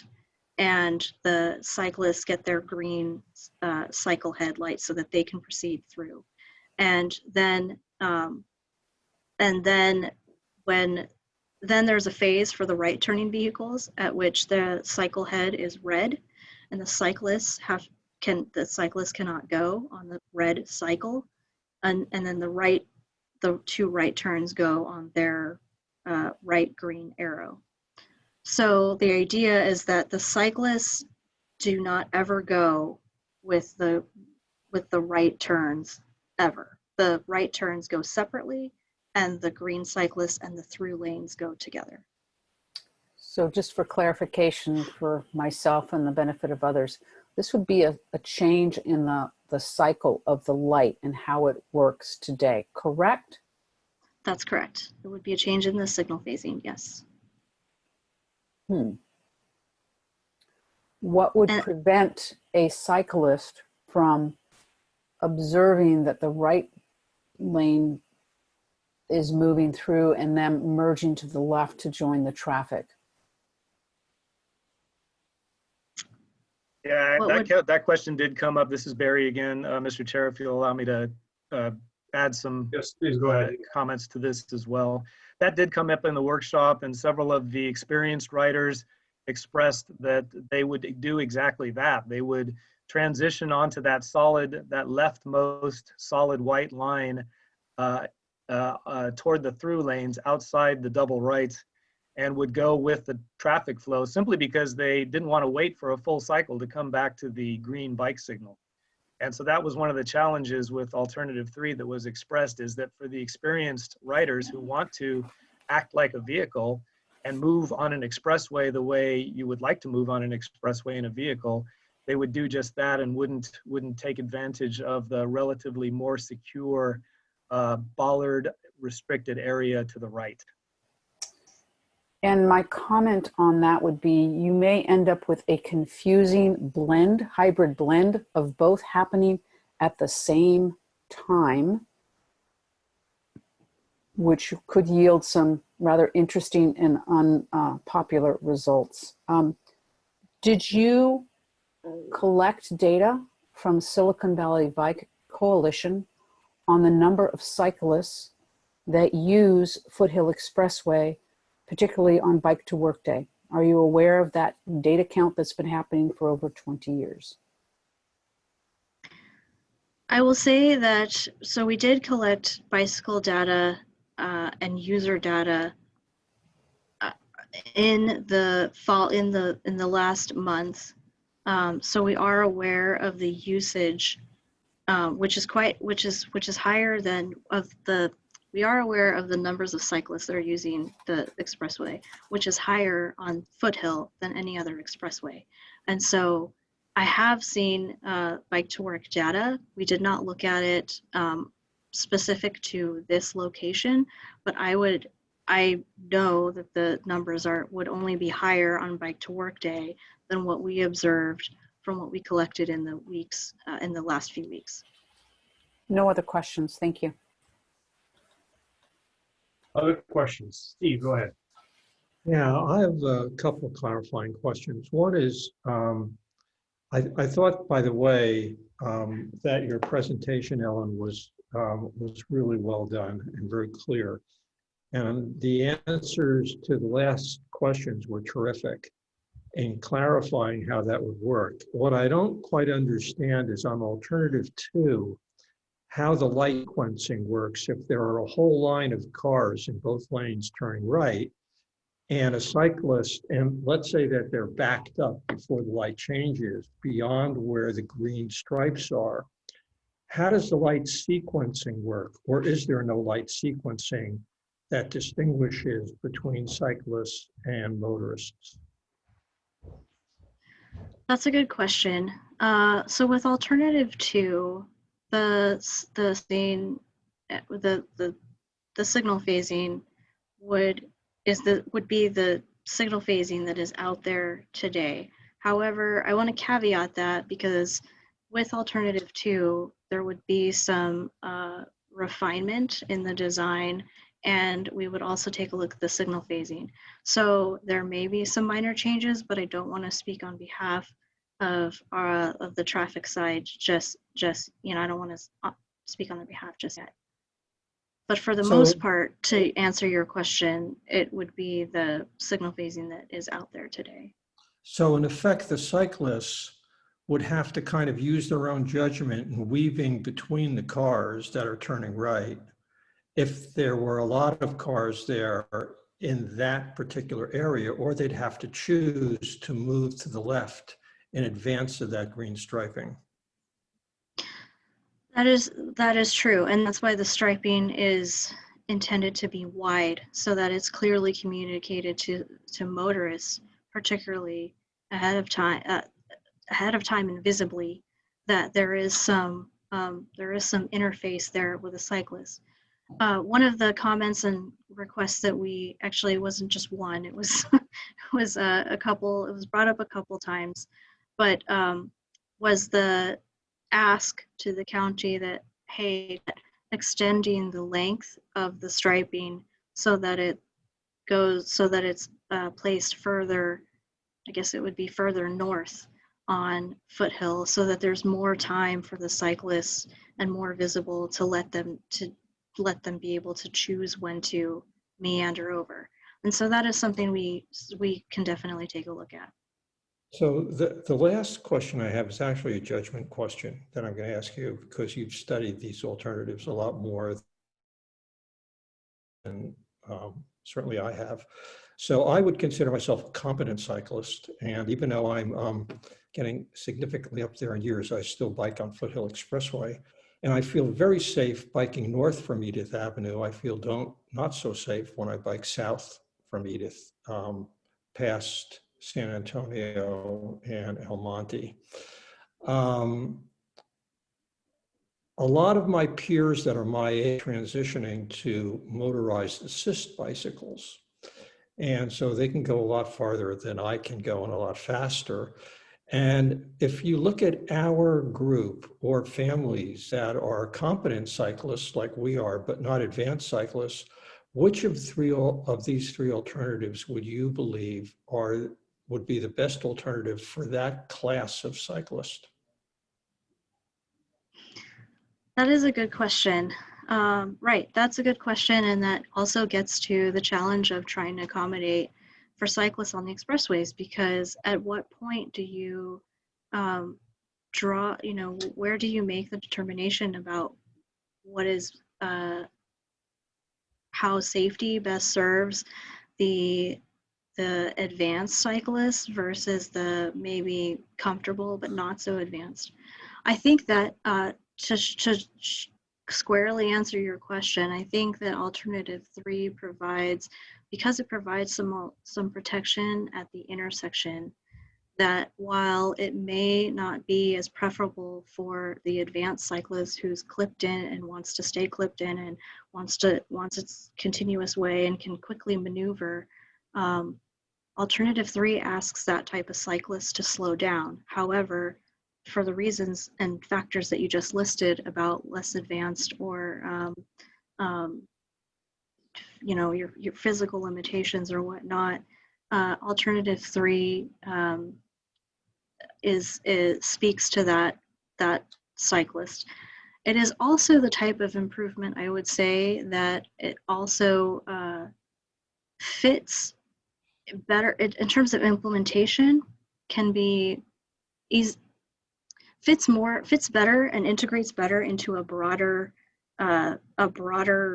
corridor system, a broader corridor bicycle plan on the expressway. And so for that reason, that's why it makes some sense to look at the corridor as a whole and see if and how this is how this type of treatment, if this can uniformly fit on the expressway at other locations, or if there are other types of improvements that need to alternate from it, but still offer some protection. So I think I gave you a little bit more than you were asking, but. Well, that was very good. Thank you so much. That clarified. Okay, Stacy. Thank you. Thanks, Ellen, for the presentation and coming to our meeting. I have a couple questions. One is to kind of continue on in what you were just saying. I know that the active transportation plan and the county bike plan that you're working on, and then coming to updating the expressway bicycle accommodation guidelines is a work in progress and probably more at the beginning of that work or not. But can you tell us a bit more, and some of this you were just starting to say, which of these alternatives align, if you know yet, with the direction of where you're headed with this planning? That's another good question. To be honest, we are so early in the process. So when I say early, meaning that we are just at the stage where we are assessing our existing conditions and getting a sense of our road network, and not just the expressway network, but the county road system as well, the unincorporated area as well, because we don't have, or at least it's a little bit more difficult to collect reliable bicycle and pedestrian data out in the South County area. So we are at the stage where we are just looking at what does the high injury network collision network look like? Where are the locations where safety needs the most attention right now? Our goal is that moving into next year, so between now and the end of the year, I will be asking Marissa to come back to this commission to present those existing condition findings, and I will be also presenting them at the VTA BPAC as well. And from there, start to talk with community groups and local BPACs about, hey, did we look at the network correctly? Is this really how it is? Do we need to look at other factors? And the other thing that we're doing, because the county road system is large, is we're also looking at some socioeconomic factors as well, especially in South County and other parts of the unincorporated area where are communities served and not served by bicycle infrastructure. And so that is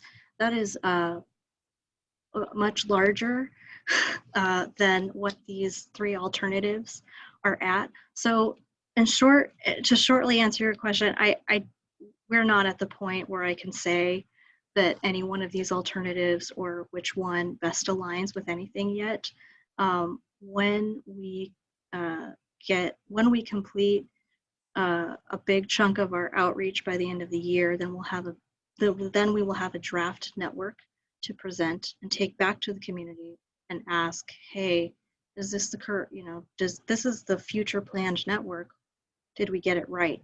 But we won't be able to do that until probably early next year. So that's where we're at. Yeah, thank you. So another question is, Commissioner Ambiel asked about the advanced cyclists going through alternative 3. I want to talk a little bit more about kind of something to balance that. The less experienced cyclists, say if I send my friends and neighbors up to downtown through this path, how is the less experienced cyclist going to navigate through alternative 2? And particularly if it's rush hour and there's a lot of vehicles present, and also if there's a red light and vehicles are stopped, how's the cyclist going to flow through that? Can you talk a little bit about a less experienced cyclist moving through alternative 2? Sure. I think that's a good question because I think maybe that is that just, wasn't presented as,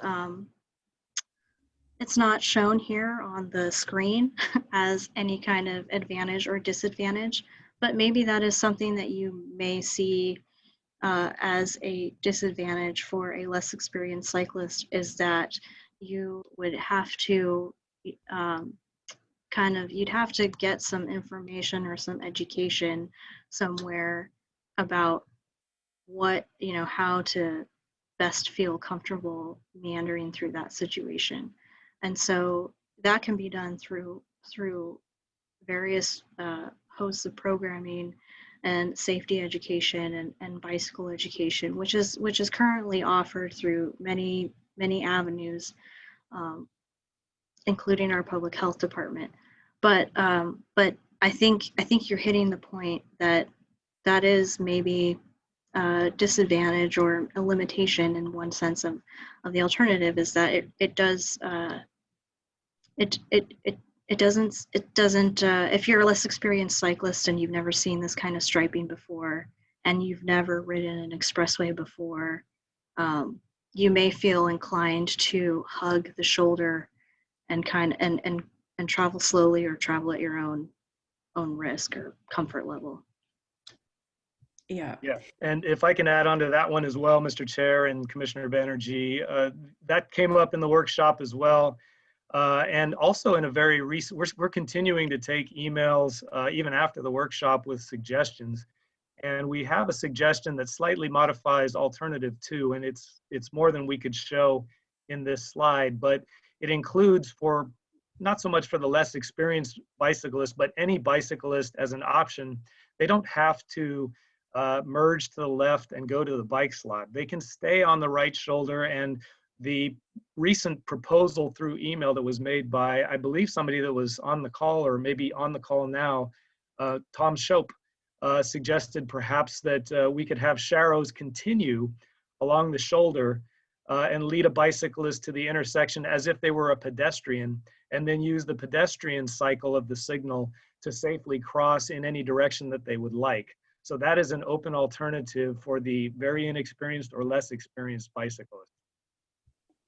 Okay, and then I have a final question, and that's a little bit digging in on option 3 here, including what was just mentioned actually, but it's multi-part. So the question I have with option 3 is, what is going to be the frequency that a bicycle would get a green signal, and like how long do they have to wait for one?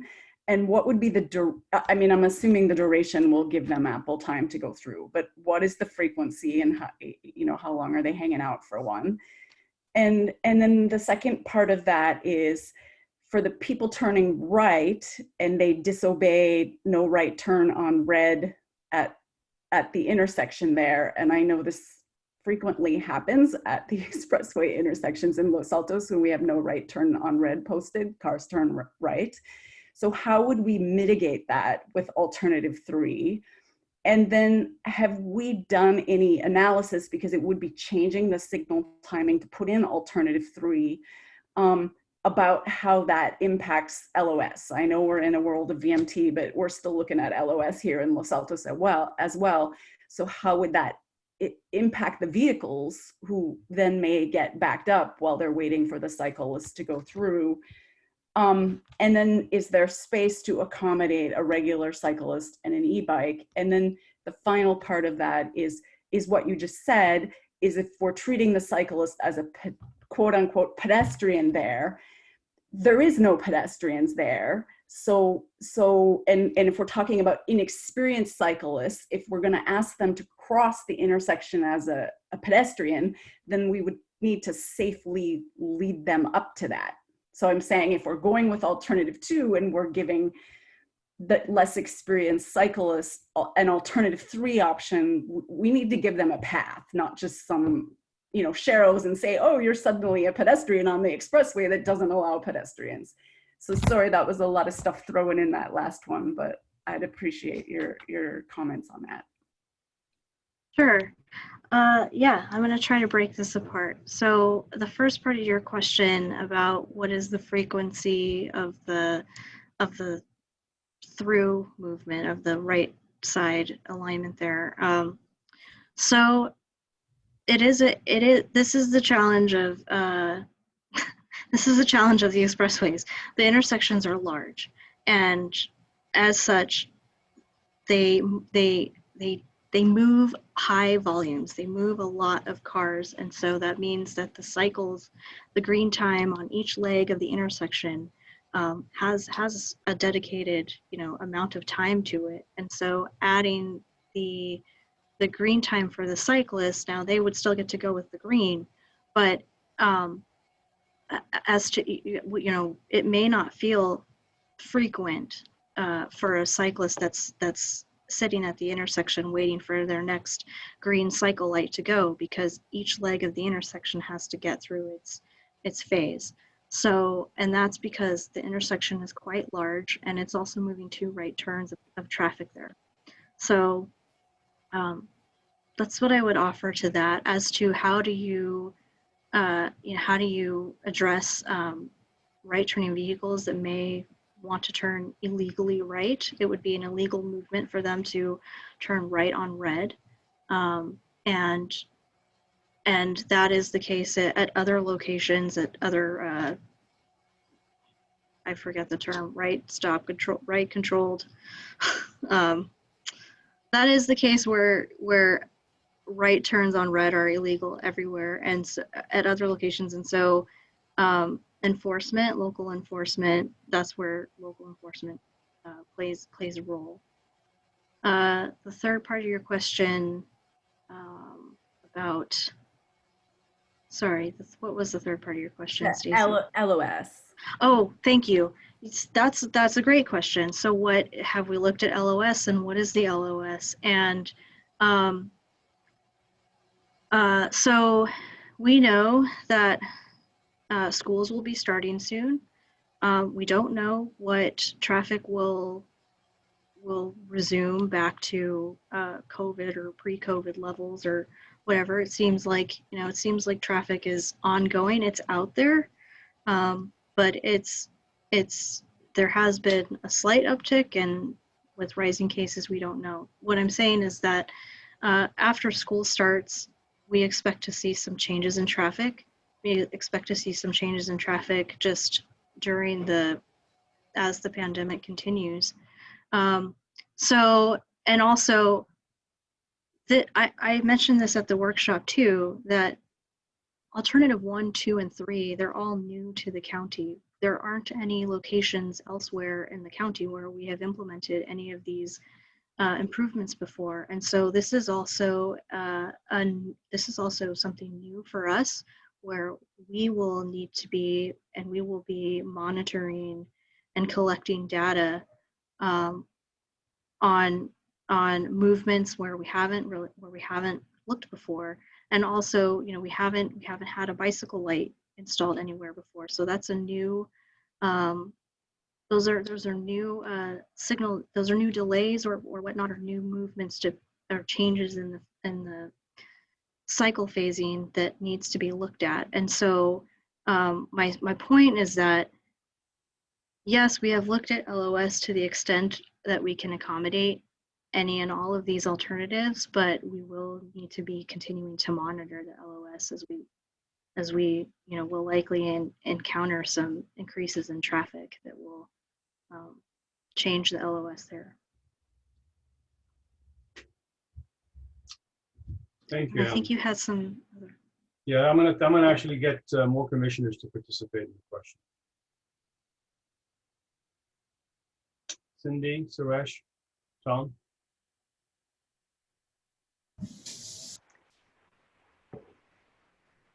Our vice chair actually asked my question, so I don't have more questions. All right, Suresh, go ahead. I had a question on, so the solutions proposed here is for the Almonte and Moody. Is that one of these alternatives that have been considered for San Antonio as well, or is that a separate topic? Right. So the idea is that the alternative that will go forward, and it's looking like it's alternative 2 at this moment based on the workshop feedback, but that would be also implemented at San Antonio as well. And what is the feasibility of alternative 3 at that intersection? Is there a concept? I mean, if we see a concept here, it seems visually at least feasible. Have you done something similar for alternative 3 for that intersection and see if there is enough, if that's feasible at all? Right. So we don't have the visualization for the San Antonio intersection, but if alternative 3 were chosen, conversely, we would implement the same alternative at San Antonio as well, with some, I think, with some minor revisions, or I guess some minor modifications, which I don't want to speak to without our traffic engineer here. But yes. With the two alternatives, I guess, would there, I guess the question I'm asking is, the feedback was so far considered primarily for that intersection, for the El Monte Foothill intersection. Was there a similar thing presented at the outreach, at the meeting for the other intersection as well, or was it just presented as a solution for both? The feedback was consolidated for the two. So the feedback the alternatives that we're presenting is for the project segment. So the segment between San Antonio and El Monte, and we want consistency across across both intersections. So even though we're showing the visualizations at El Monte, because that's where we heard particularly the most emails and complaints about, the idea is that they would be implemented at both locations to the extent feasible, meaning that, you know, there may be some minor modifications here or there from one intersection to the other, but the idea is that both of them benefit from the consistency of both applications. Okay, thank you, Alan. Okay, so Alan, thank you. I want to say that was the clarity of thought and presentation here was stellar. So thank you very much again for sharing that with us. Just a couple of questions for you. I want to emphasize, first I want to separate the imminent intersection issues from the longer vision that you talked about. So the first set of questions is about the intersection itself. And I want to appreciate the challenge that you pose, and that is you're trying to cater to a wide spectrum of skills. Where in your recommendation should we spend more time? You can't cater to all of it, but you can't create a solution that makes everybody happy. What should be the priority that we should spend more time and effort on? Thank you.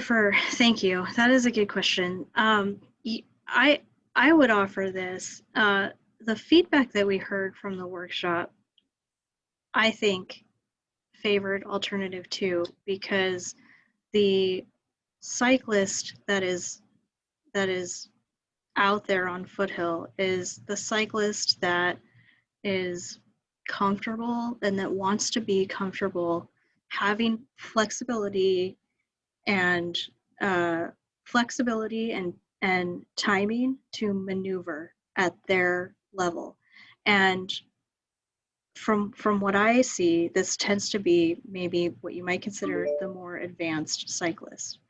And I think so for that reason, I think that what I would offer is with alternative 2 is because it's just paint, because it's just paint at this point. It may be more pragmatic on one hand to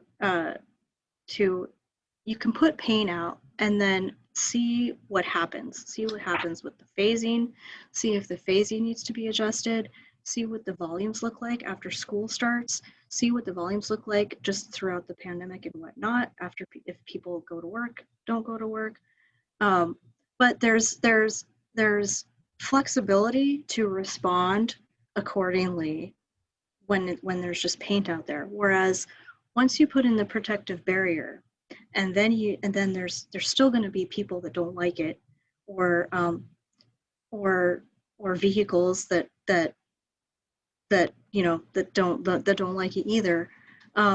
It's harder to go back and rip out something or readjust something or come up with a new capital project to address that. Whereas with alternative 2, you can come back and you can upgrade it. That's a funky word, but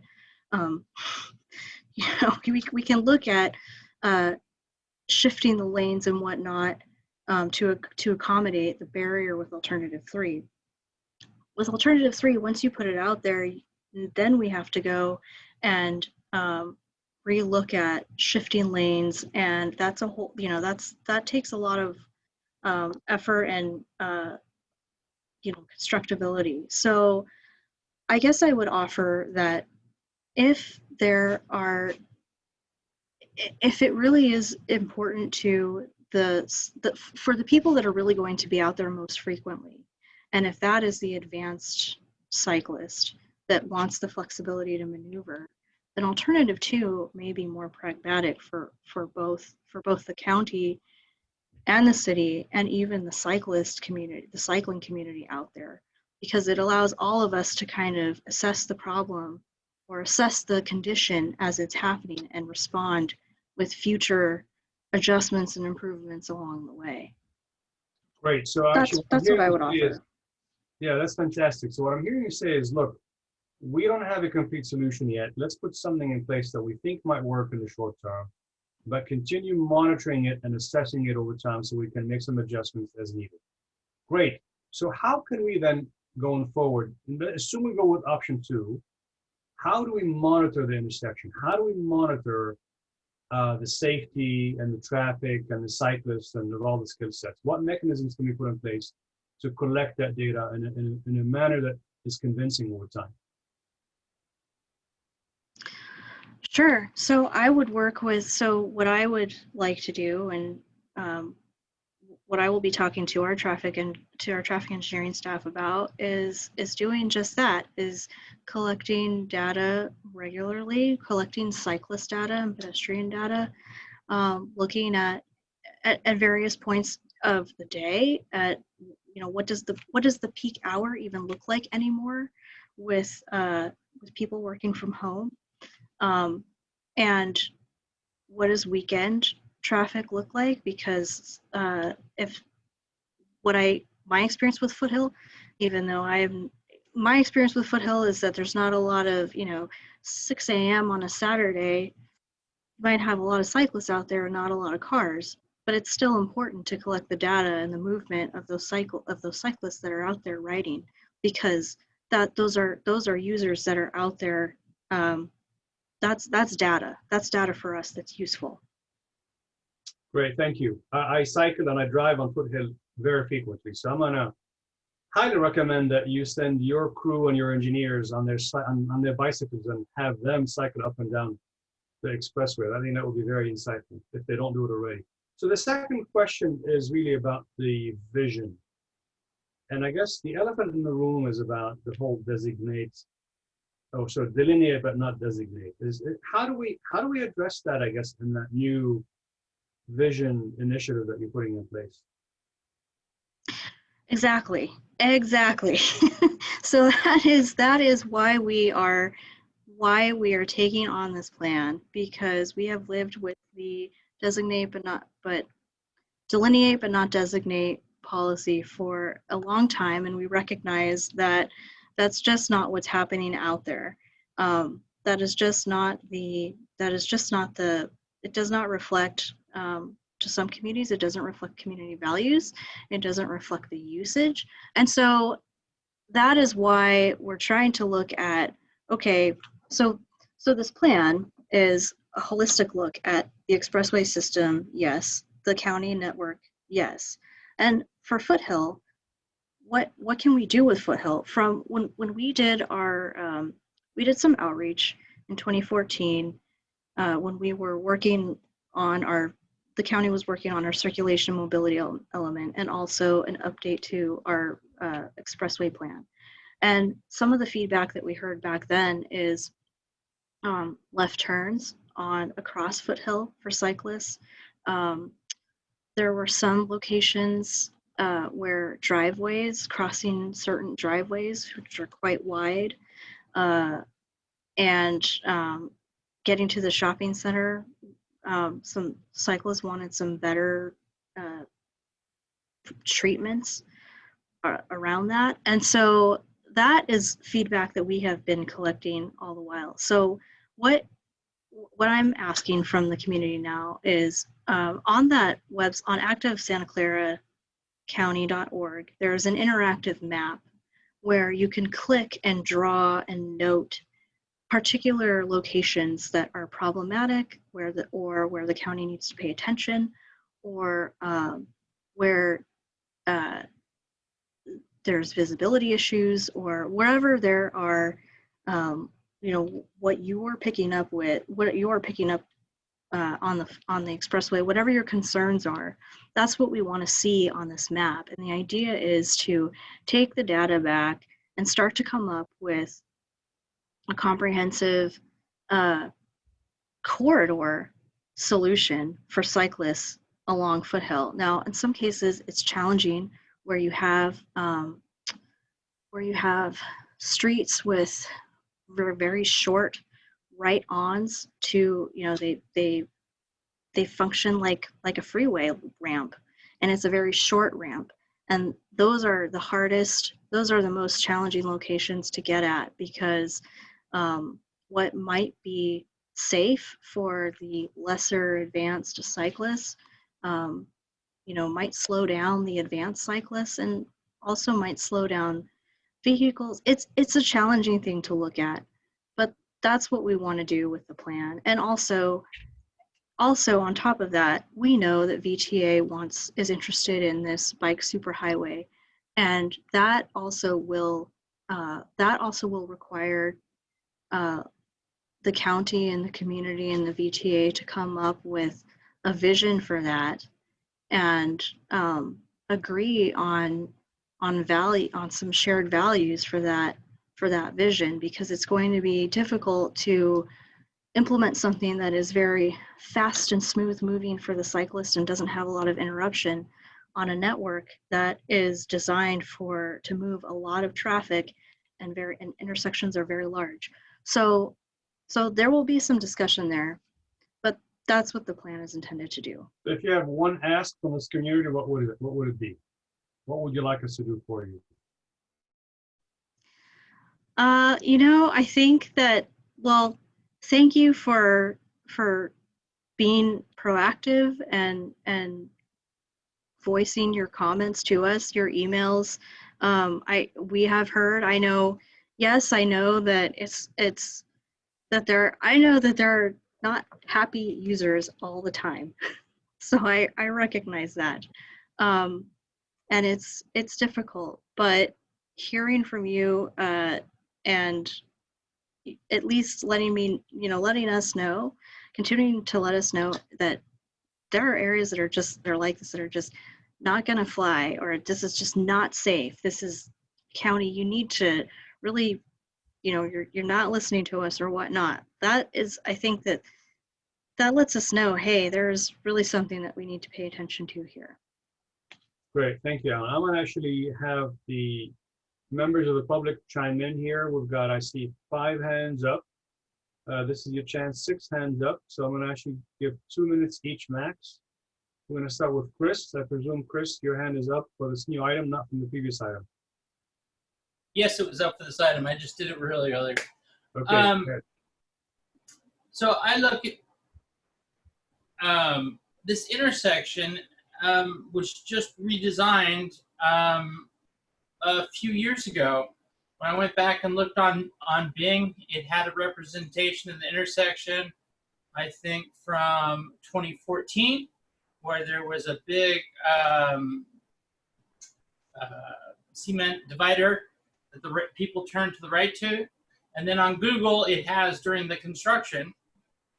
I feel like we've just redesigned this intersection. We're doing it again. I've seen the alternatives, like Alternative 2, have been implemented a lot of places in Fremont. No one pays attention to where they're supposed to merge and not merge. If there's not actually a physical plastic barrier, they just use it as another lane.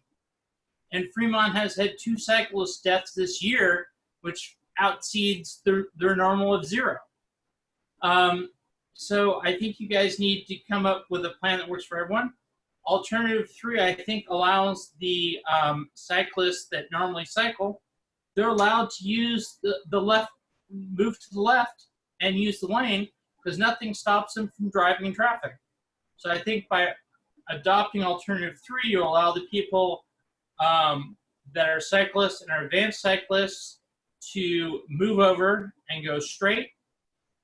As far as stopping people from turning right, you can create sections of a red arrow on right turn, which stops them from making a right turn until the arrow changes. But I do like the idea of creating a superhighway down Foothill Expressway for cyclists. But it might be more beneficial at intersections to bring them off a few hundred Your time feet is up, Chris. right. Okay. Thank you. Ann Paulson, 2 minutes, please. I'm Ann Paulson. I've lived in Los Altos for 35 years. During that time, I've always gotten around by bike. I've ridden the relevant section of Foothill many thousands of times. I was the one who brought the new disaster of a configuration to the attention of my fellow Western wheelers a day after it was finished. Many, many cyclists do use Foothill. It's a major cycling thoroughfare, and I don't know why the county didn't take this into consideration in the first place before instituting this catastrophe. Alternative 3, the protected bike lane, is unacceptable. Ellen left out the drawbacks. It would work in the fantasy world where drivers doing 45 or 50 miles an hour obey the traffic regulations, but that's a fantasy world. They don't. And they'll make right turns on the red light and hit us. I just checked. I went to the light at Foothill onto El Monte where there's a no right turn on red. Most drivers don't have a chance to run that light because the light is mostly green. And if it's red, there might be an inconvenient car stopped obeying the law in front of them. I was there from 3 to 3:50. I counted 37 right turning drivers who had the choice to stop at the red light or to speed through it. 17 of them, almost half of them, sped right through without stopping. And they were not looking right where I would be riding. They were looking left to see oncoming traffic that might hit them. If I were there, those scofflaws would have creamed me.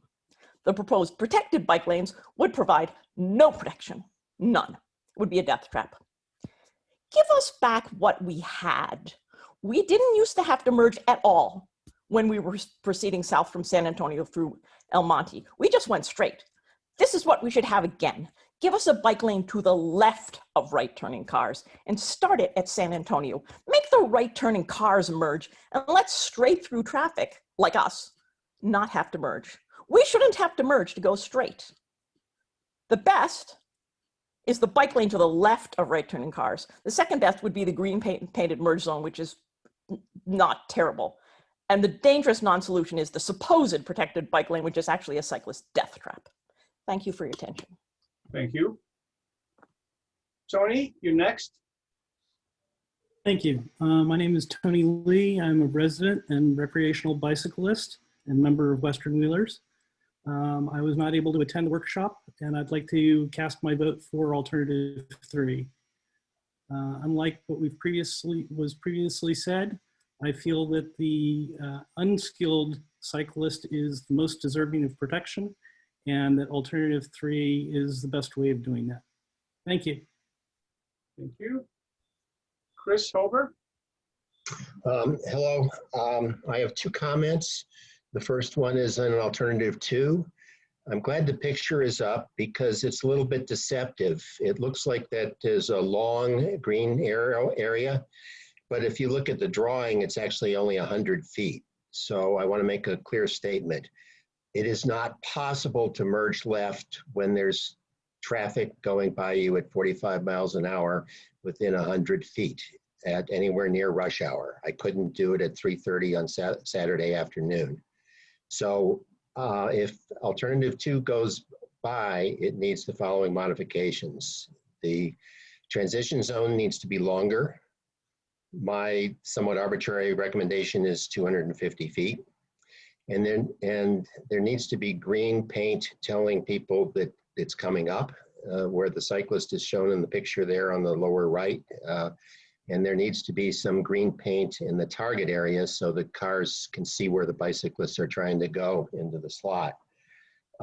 So I voted for number 2 at the workshop because that was what was presented. But the design in detail as was presented is, as far as I'm concerned, not acceptable because it's not possible, it's not physically possible to do what's required to make it work. I also want to pile on to what an earlier speaker said. There is another alternative, which is where the bike lane starts at San Antonio. I prepared that on my own. Ellen knows that I've submitted my own ideas for that. But Los Altos was also working on a version of that. It was not presented because the county told them that it would take away some of the space in lane number 3 for cars that they had just created. I believe that minor modifications of that would completely eliminate that objection. And I vote for alternative number 4, which was not presented by the county, and I'm somewhat offended that we're constrained to the 3 county presentations and not the one that was not brought forward. 2 minutes. Hi, can you hear me? Yes. Okay, so please forgive me, and I hope that somebody will answer the question. I'm very confused on alternative number 2.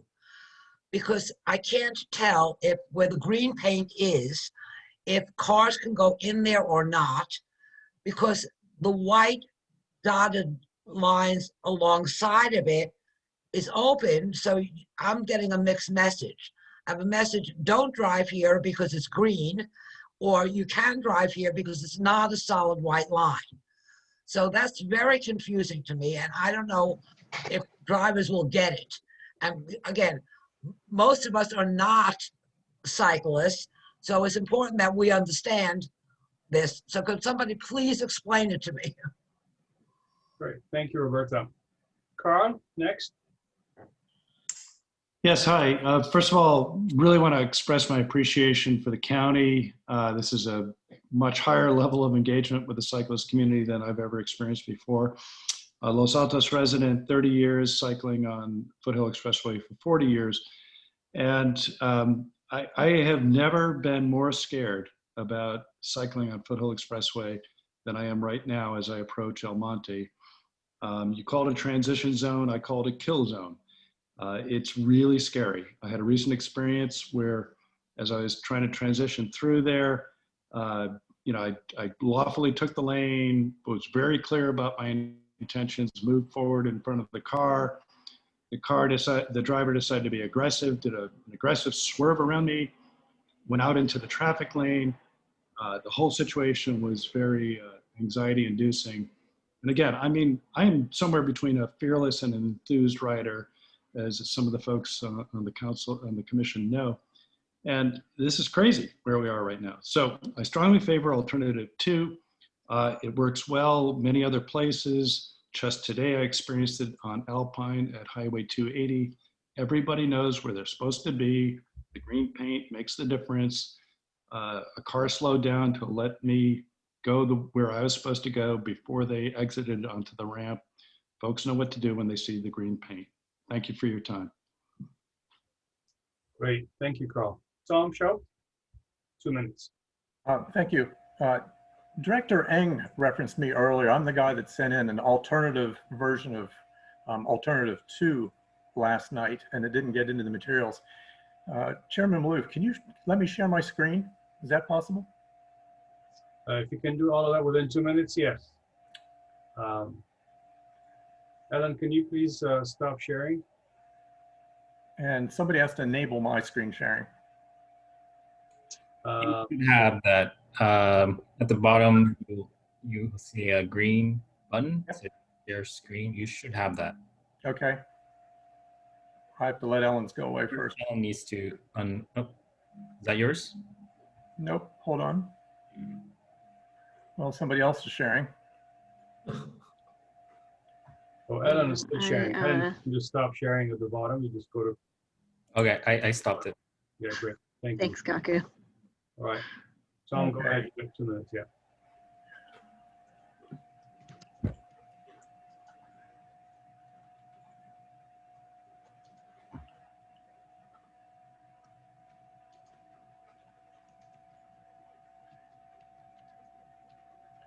So can you guys see the picture of alternative 2? No.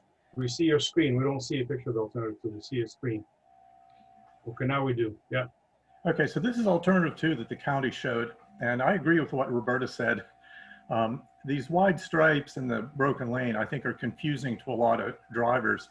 Even though legally what they're supposed to convey is clear, a lot of people just don't understand them.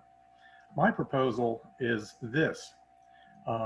Instead of having wide stripes clear across the beginning of the turn lane as well as the nascent bike lane, make it clear that most bikes are going to be following the green path. And like everybody else, or many people have said, this actually needs to start at San Antonio. So this is what it looks like in plan. So starting back at San Antonio, we'd have green stripes or sharrows in the bike lane, but then we'd have a very long transition zone with the sort of chevron-shaped green bars. And I forget who it was, but somebody pointed out that in the county's plan, 100 feet of striping isn't enough. A car at 50 miles an hour goes 75 feet in 1 second. And so 100 feet of transition zone, it doesn't begin to be enough. This transition zone needs to be, frankly, as long as possible. So bikes going on down Foothill would transition over to a green striped bike lane. For either recreational bikes or bikes that want to turn right onto Almaty, we could still have the protected bike lane of alternative 3. But instead of having a bicycle signal at this intersection, the people using this protected bike lane would have to use the pedestrian walk light. We'd still have the problem with drivers ignoring the red arrow, so no turn on red. But hopefully a lighted pedestrian signal would help. I think this has all the benefits of alternative 2, but it's a lot clearer what bikes should do, particularly those that are, through traffic south on Foothill. And it has the protection for the people that want to turn right or cross as a pedestrian with the protection of 3. The one thing I don't like about alternative 3 by itself is this reinforces the view that a lot of drivers have that all bikes belong on the far right. And that's just not correct. Bikes belong in the far right of the lane that they need to be in. And if you're going straight on Foothill, you need to be in the right-hand side of lane 2. Anyway, this is the alternative that I presented, and I mailed to the Foothill mailbox at County Roads as well as to Jaime. Thank you. Thanks, Tom. Jonathan Bloom? Hi, I'd like to present the results of a poll from the Western Wheelers I sent out this past week. I'll give you a brief description of what they said. Basically, I presented the options 2, 3, and 4. 4 is what I'm calling the option that wasn't presented at the county meeting with the difference in the right lane that Chris Hober described. Basically, there was a narrow edge of support for option 2 over option 3. More riders preferred option 2 than 3. And then there were a few people who liked option 4. However, although the margin for option 2 was small, there were a lot of people who felt strongly that they disliked option 3, whereas there didn't seem to be so much dislike directed to option 2. So I think, as in the big meeting with the county, option 2 was probably the greater the choice. A couple of other comments. I think there was a sense that we did need to make modifications to option 2. And in response to Roberta and Tom, the dashed line on the left side of the green lane in option 2 is actually a typo in the plan. They intended for that to be solid where the green is. So that's just a mistake in the drawing, according to Ananth Prasad at the meeting. So that should help. So I think we do need to have more green striping in the bike lanes and or the designated areas, and a larger transition zone for option 2. And then finally, I would like to support what Chris Hober said about we should, you know, even, I know there are reservations about option 4, about that other alternative that he developed, but I'd like to see it discussed at least to make sure that if it's not chosen, what the basis of that is. And I hope that that will be something that happens next. Finally, a document will be sent to the commission. I did send it rather to Marissa Lee, which actually contains the results of the poll and the insightful and yet contradictory comments of members of the Western Wheelers about the different plans. Thank you very much. Thank you, Jonathan. All right, so Barry and Ellen, hopefully that was what you were looking for tonight from feedback. Can you just give us some insight as to what happens next? Maybe what is the process by which we're going to converge to a working solution? Excuse me, Chair, will the commission members get a chance to comment? Yes, you would, yes. Thank you. So, Mr. Chair, I'll take that on real brief because I feel like you have more comments coming.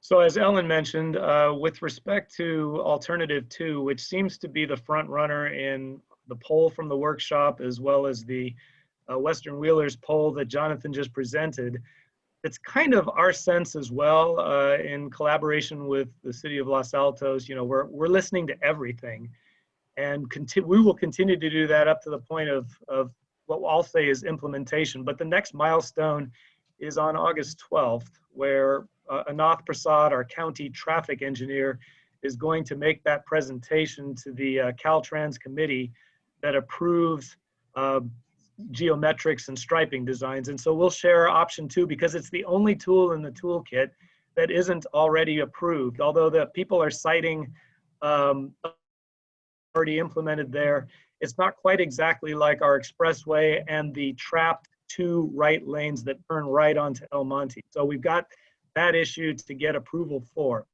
So after that, the good thing and the bad thing is our Foothill project, the auxiliary lane project that we've been focused on, is still an open contract with our contractor, and we do have the ability to implement alternative 2 because the price tag on that, as everybody's kind of acknowledging, is basically paint, is relatively cheap, and we do have access to the contractor that can do the striping. So if all goes well on the 12th, and if nothing significant changes about our collaborative thinking with Los Altos and our county traffic engineer's opinion, we would like to move forward with the change order in that contract that would implement alternative 2.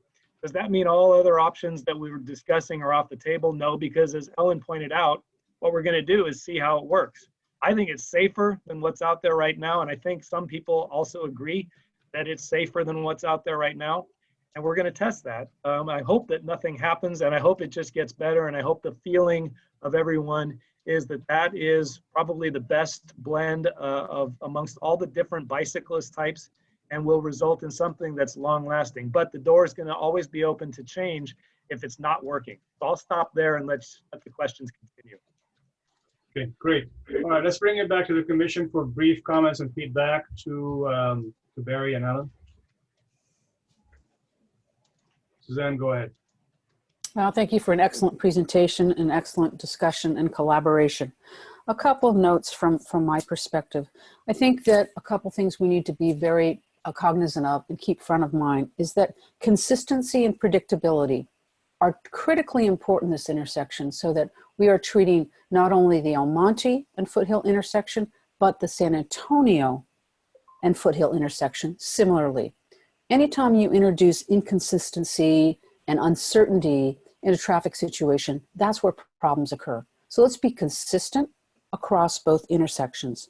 With that being said, I think that option 3 introduces inconsistency because you will get cyclists using both modes, and the vehicle drivers will be confused as well as cyclists. If I'm all the way in the flow of traffic and I see cyclists to my right, I'm confused. If I'm a motor vehicle, I see bikes on both sides of me. Again, you're introducing some inconsistent behavior. I think it's Los Altos' opportunity to seize the day here and look at this as our opportunity to really move forward with building an alternative path to Foothill for those less experienced cyclists. We've invested a tremendous amount on Covington Road. We've introduced bike facilities on that road. Let's start promoting that as your alternative to Foothill. If you're not comfortable with high-speed traffic, use Covington as your alternative. We also have plans going into South Los Altos to enhance the bike network on those city streets as well. I think that is the perfect opportunity for those cyclists who may feel uncomfortable along Foothill. Additionally, at that intersection with the 2 right turns going towards El Monte, a cyclist always has the option of becoming a pedestrian and using the ped call signal to cross that intersection and walk through the intersection. No one is telling them they have to merge to the left. They can always become a pedestrian. And as an LCI cyclist instructor, safety instructor for adults and kids alike, I emphasize that. Whenever you get into a situation where you're uncertain and your skills don't meet the traffic conditions present, get off your bike and walk. And at that intersection, we do have crosswalks. We do anticipate people crossing that intersection on foot. So let's let those cyclists use that option. I really don't want to see us introduce a hybrid solution where we have cyclists on all places on the road. Let's emphasize option 2. Let's definitely extend that green corridor, because again, you'd have to be going pretty fast to be able to merge across two lanes of high-speed traffic in less than 250 feet. So please, let's expand that. Let's look at extending that green throughway throughout that. And if we proceed with this option, I would urge the county and Los Altos to stay on top of the maintenance of that. As you look at Page Mill at 280, where they've implemented a similar type of green paint that has faded rather quickly, we need to come back. We need to look at that frequently to ensure it is still highly visible, that we include reflective paint within that green so that it shows up at night. I'm a nighttime cyclist commuter. I use that corridor. When I have reflective paint on the road, that gives me a little more assurance, although not a lot. So in sum, I would support option 2. I would support additional data gathering. I would not support any version of option 3. I like to call that a ghetto lane, where I've been relegated to the side of the road, and that's unsafe, and it doesn't give me any agility or flexibility should a situation come up where I need to leave that lane right now. I can't. I'm trapped. Thank you. Thank you. Any other comments from the commission? Stacy, let's try to keep the comments brief to the point, please. Yes, I will do that. Thank you, Chair. So I am in favor of immediate implementation of option 2 with some redesign based upon the feedback we're hearing from the community in terms of making it longer and making the path more specific. I would like the county engineers to think a little bit about less experienced cyclists, and if they are choosing to become a pedestrian, how do they become a pedestrian? Because Sharrow's on a high-speed right-hand turn lane where people are on an expressway and trying to often go on and off 280 at that location. They're moving fast. I agree with Commissioner Ambiel that looking for alternatives to Foothill Expressway for less experienced cyclists is a good idea. I'm not sure we have support in our community to do that on Covington Road. We've made good progress on Fremont Avenue, but that will not take someone all the way to downtown, nor will Covington Road. The biggest gap in our north-south, even if we get Covington Road done, Covington Road stops at El Monte, will be between Covington Road and downtown, whether you enter downtown on San Antonio or First and Main or Edith. We're not discussing alternatives here. Let's just focus on the Foothill Expressway. That's fine, but I think I want to be clear that Foothill Expressway, we do on Foothill Expressway need to continue to think of not the 8-year-old, right? This is not like all users, but we do need to think of less experienced cyclists as we put these alternatives out there. And I'm in favor of getting something in place now because it's dangerous, watching it, but participating in the county's long-term planning for the active transportation plan, the expressway design guidelines, Foothill Expressway, you know, as a superhighway or county, you know, bicycle facility, where it lands. And I think looking at how we're handling all the other intersections and consistency through that and where those intersections head as well. Because if you look at our complete streets master plan interactive map input, there are a lot of our residents and community members asking for bicycle solutions on Foothill Expressway. These are not the experienced cyclists, or they're not all the experienced cyclists. Some of them may be, but some of them are regular people. Stacey, what are we trying to tell the county representatives here today? Let's make our comments specific so they can walk through the feedback. That is my summary, Nadeem. Okay. And I'll just simplify it into a couple bullets. One is I think we should move forward with alternative 2 as an immediate solution for the safety concerns that are raised here with some design guideline adjustments. Number 2, I think we need to continue as we monitor this, but look at long-term solutions for less experienced cyclists who are wanting to use the expressway, but often not able to, particularly when we don't today provide them north-south alternatives, and may never provide them a really good north-south alternative in that area. What is the longer-term solution? And hopefully we can do that as part of the county planning process that's underway. Sorry if I didn't say it that simplified in my first go, but that's what I was trying to say. Thank you. All right, great. Any other comments? Steve? Yeah, Barry and Ellen, first of all, thank you so much for coming and presenting this to us tonight. And I'd like to thank all of the other participants who really gave constructive feedback as to how alternative 2 might be improved. I know you've got a meeting in 2 days on August 12th. Good luck with that one. I would say that alternative 2, I agree, if that can be implemented in a time-critical fashion, that would be great. And also in a way that incorporates some of the feedback in terms of elongating it and making it a little clearer in terms of the transition length versus what we saw tonight on the diagram. And I would ask that the monitoring start immediately as fast as you guys can do it.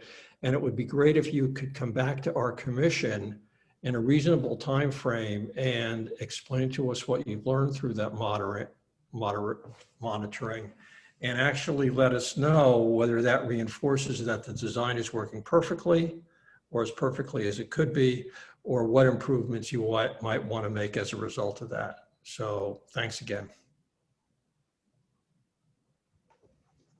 Indeed, Tom Suresh.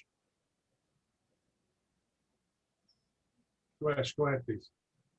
Thanks, Nadeem, and thanks for the presentation. I think it was excellent. And thanks for all the community input on this as well. I just want to be succinct about my comments.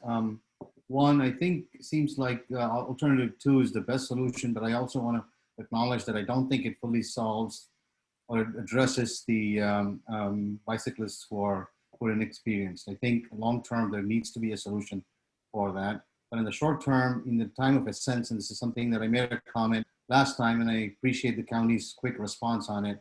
I think there is, just in the interest of time, we need to have a solution in place sooner than later to prevent any issues. I think that the solution for an alternative to solution 2 is to think about the entire corridor all the way from San Antonio to El Monte. Seems like alternative is the best solution, but extend and think about how you would expect both the motorists and the bicyclists to behave through the entire corridor, and come up with a striping plan that addresses that or takes that into account.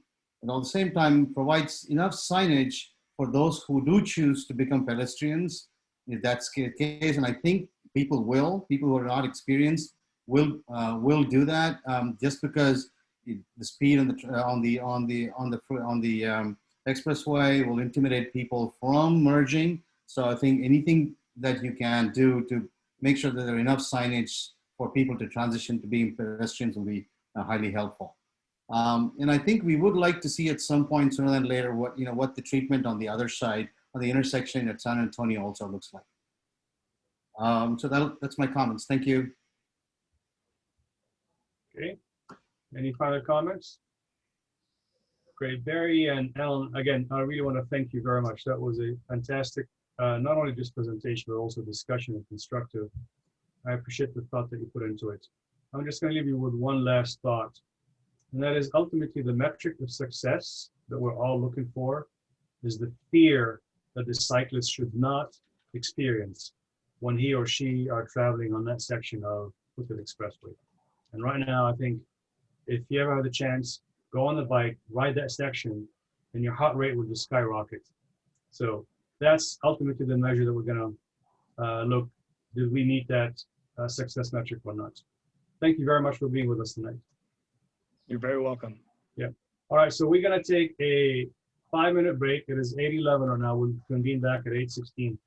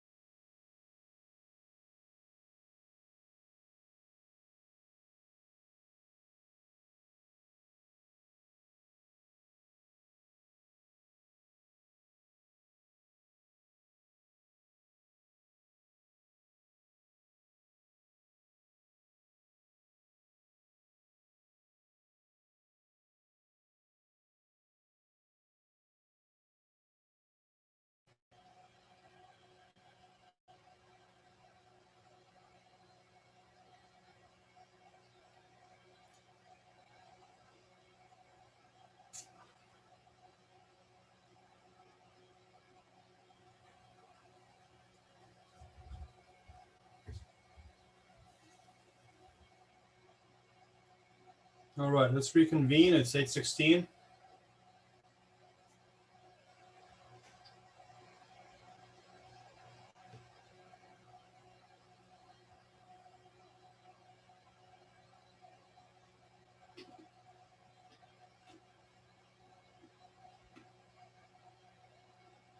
Hello, Jeff. Evening.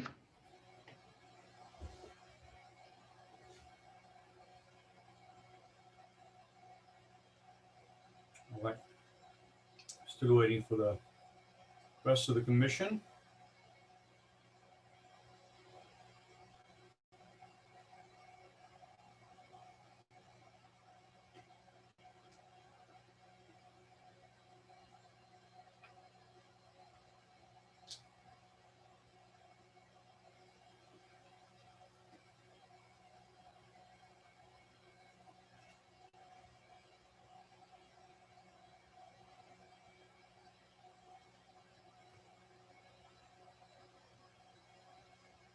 Okay.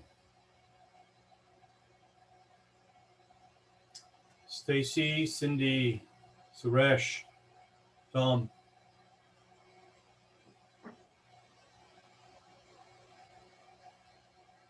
Okay, perfect.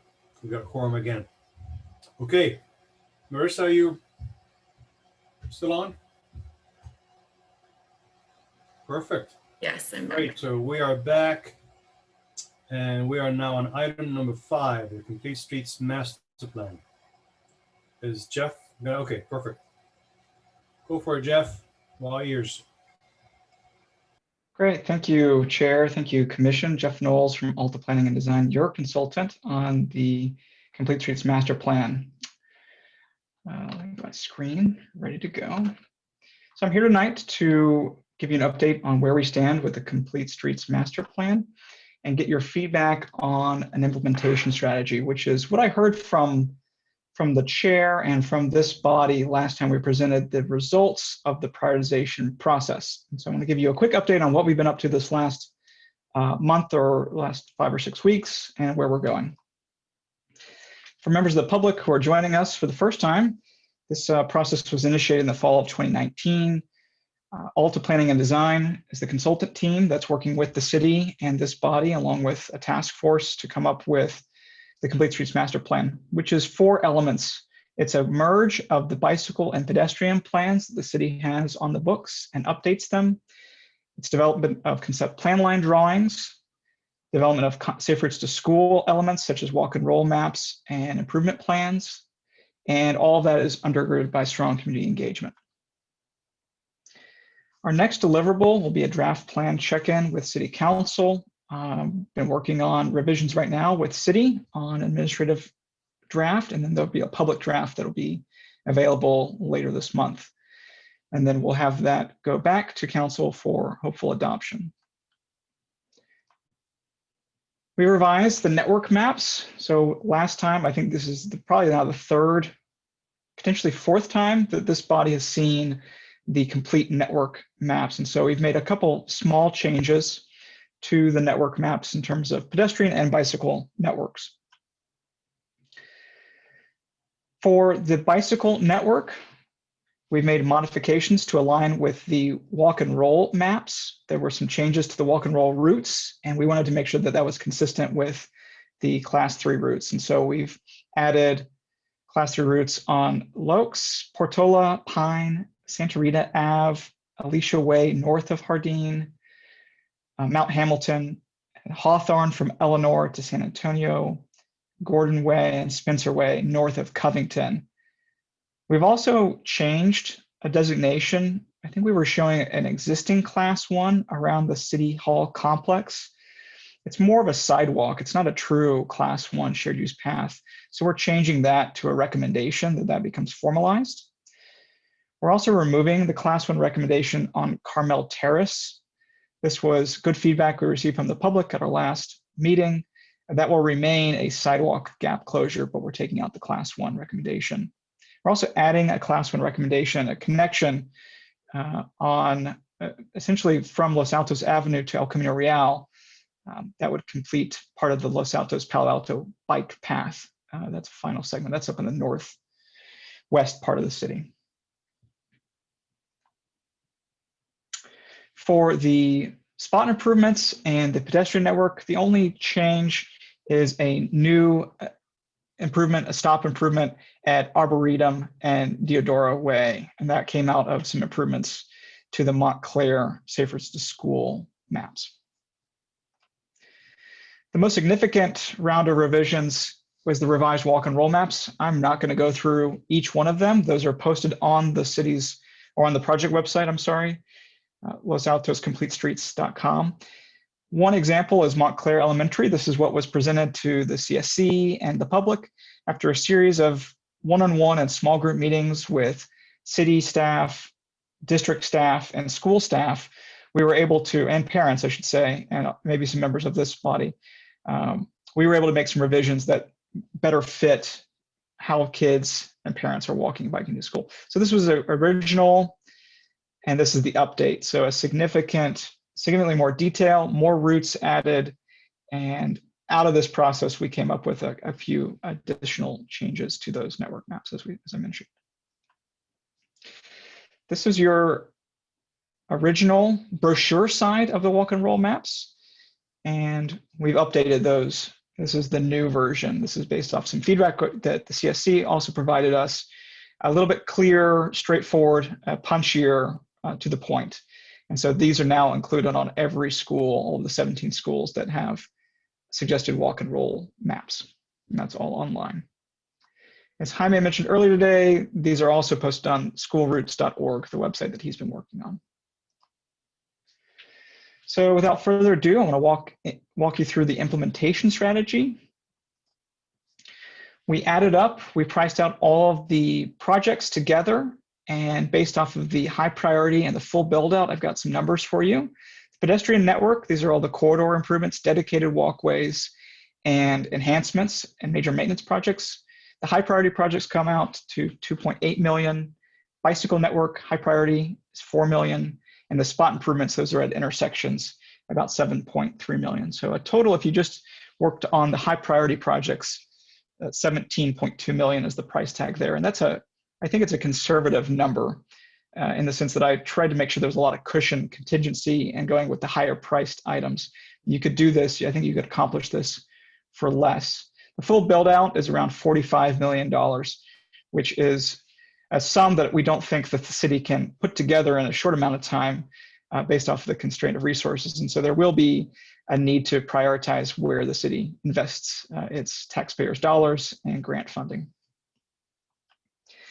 I looked at 14 different viable sources of funding to implement this master plan.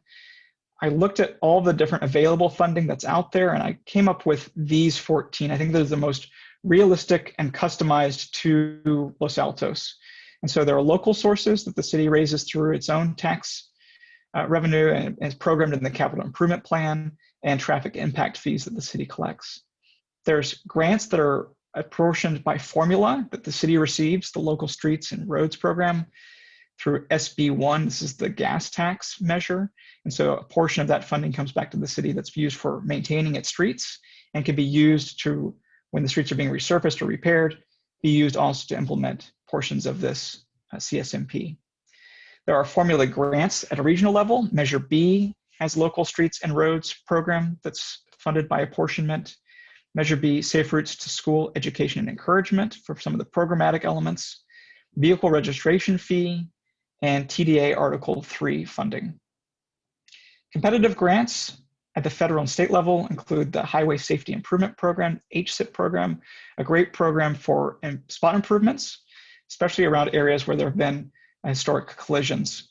The Affordable Housing and Sustainable Communities grant program is great for bundling affordable housing development with sustainable transportation adjacent to or in the vicinity of affordable housing sites. Then there are competitive grants at the regional level. The One Bay Area grant program comes from MTC, and that funds priority development areas. So for Los Altos, that would be limited to improvements on El Camino Real. Measure B, Bike and Ped Capital Grant Program, and they also have a a planning grant program. So the planning grant would be great for the studies that we talked about last time on Los Altos Ave and the one-way couplet downtown, studying those corridors. And then the capital project is for any design and implementation. The Transportation Fund for Clean Air, TFCA, and the Vehicle Emissions Reductions Based at Schools, it's called VERBS, great for Safer to School projects. So I've been working with staff trying to identify the dollar amounts that we think the city could be eligible for each of these different funding sources. And it's all very speculative at this point, but I think over 10 years, my best guess that the city could raise around $10 to $12 million over 10 years using these federal sources, federal, state, and regional sources, which would get you what you need for that high priority projects. I think it's realistic and doable based on what's available and out there. There are two strategies that I really want to dive into in terms of ways that the city can maximize their return on investment. The first is looking at your street resurfacing policy. Currently, decisions are made about which streets get resurfaced, looking at primarily one factor. What are the condition of the road today? And that's looked at pavement condition index, your PCI score. It's at 100 points, and projects or streets that have a low score are prioritized for resurfacing and repair.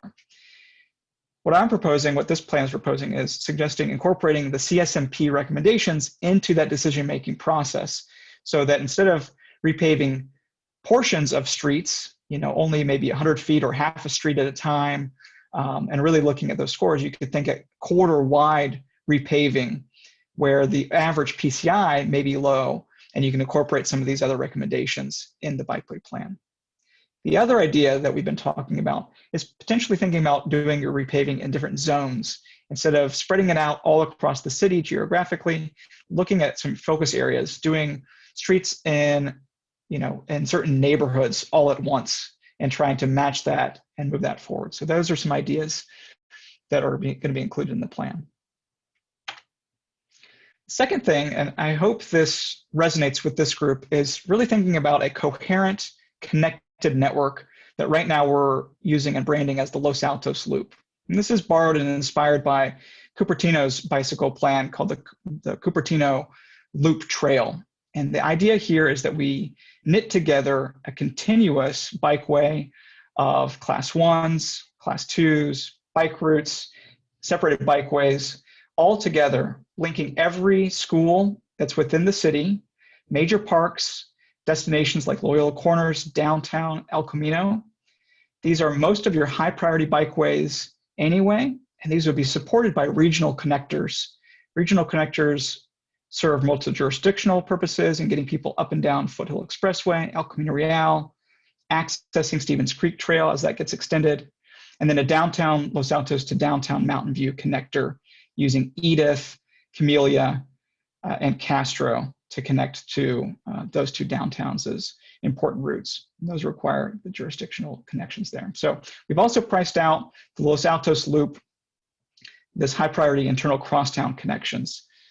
And that's also around $4 million to complete this. And so that's what I'm presenting back to you as a way to conceptualize the implementation, about working on stitching these projects together into a cohesive whole that really connects everybody up and down anywhere you live in Los Altos, finding quick access to get on the Los Altos Loop and bike to your destination. We've also started to look at what needs to be accomplished each year over the next 10 years to get this plan accomplished. And so in year one, in 2022, there is a set aside of $300,000 for near-term phase one improvements for the Safer School improvements that we've identified. Signage, striping, some of the low-cost paint improvements. Design is funded for Carmel Terrace sidewalk gap closure, along with the University and Milverton Road sidewalk gap closures. And the projects that are funded are on Clark Avenue and St. Joseph Avenue, so those can be implemented quickly. From that momentum, years 2 through 10, 2023 through 2032, include the design and construction, phase 2 school improvements, another $200,000 earmarked for those improvements, the Carmel Terrace sidewalk gap closure construction, University of Milverton sidewalk gap closure construction, and some trail resurfacing. And then the city should really focus on raising funds for your studies, Los Altos Avenue and downtown one-way conversion studies, so you can identify what those improvements would be and how much they would cost, and then doing design and construction to build out your loop and other high priority projects that may come about through adjacencies with development or other opportunities. So that concludes my presentation. I look forward to your feedback, questions, and additional input. Thank you. Thank you, Jeff. Questions from the commission? Actually, let's see if we can merge the questions and the comments together. So we've seen already this multiple times, so let's be efficient in the feedback.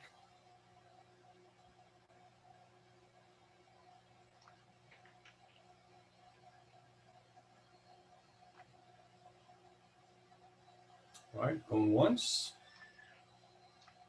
All right, Suzanne, go ahead. Jeff, just as an FYI, I've made some minor comments on the walk and roll maps. There seem to be some mysterious markings that aren't in the legend. I've sent you an email to that regard. So take a look at that and see if you can address those questions. Other than that, I have no comments. Okay. I have a question. A clarifying question. I might have missed it, but when you were talking about the cost and you broke out the total cost versus the high priority cost, included in the high priority cost, does that include the loop, or is the loop kind of a subset of that total cost? The loop is a majority of high priority, but it includes some medium and lower priority just to make those connections whole. And so it would be a separate line item if you wanted to price that out separately.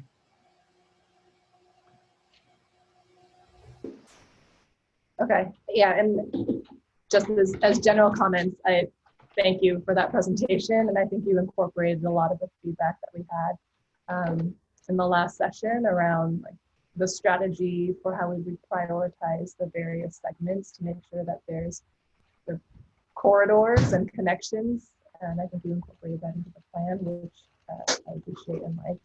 I also appreciated the suggestion for what we can do internally, especially looking at how we choose our CIP projects. I thought that was helpful.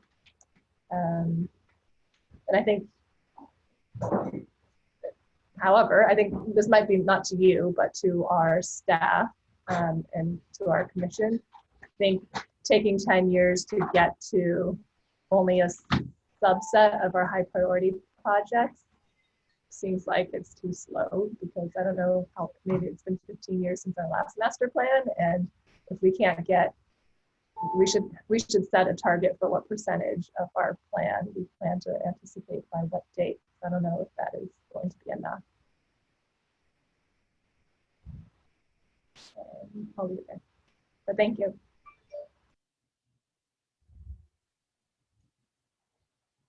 Stacy. Thank you. And I'll be brief. I'll send some more detailed comments along on email, but thanks for all the work you've done, Jeff. The one thing I want everyone to hear is I caught the loop and I saw a route from downtown Los Altos to downtown Mountain View. Could we also have a loop route from South Los Altos to downtown Mountain View, please? And Grant Road would be a good way. Grant going to Phyllis and right on into downtown Mountain View. And then I think some of the points Cindy made is great. And to add on to that, I think from a funding sources perspective, we should try to get more creative and more aggressive in trying to get funding, which would then hopefully expedite some of our execution of the plan. And in one component of being aggressive and going after funding also is making sure that we are writing quality grant applications. Thank you. Thank you, Stacy. Others? So Jeff, thank you very much. I think we're coming on to almost a year. Soon will be almost a year. So there's a lot of information that's been sliced and diced and digested and cut and rebuilt. And so I have two thoughts, questions. First one is, how do we communicate that to the broader community, and how do we communicate that to City Council? Is that going to be just a report that City Council will get to see, or how does it get distilled down in a way that the average person who's not been through this exhaustive process can look at it and say, oh yeah, I get it, of course, duh. I was using time. I've been listening in on the prior agenda item and working through. We are working on a plan, the CSM, the Complete Streets Master Plan. It will be a physical document of all this conversation that summarizes your existing facilities, where you are today. It summarizes the outreach that went into this master plan process, and then it comes up and shares with the recommendations and the implementation that I just talked about. And it adds appendices that go into more detail about each individual project through tables and those concept plan line drawings that you've all seen.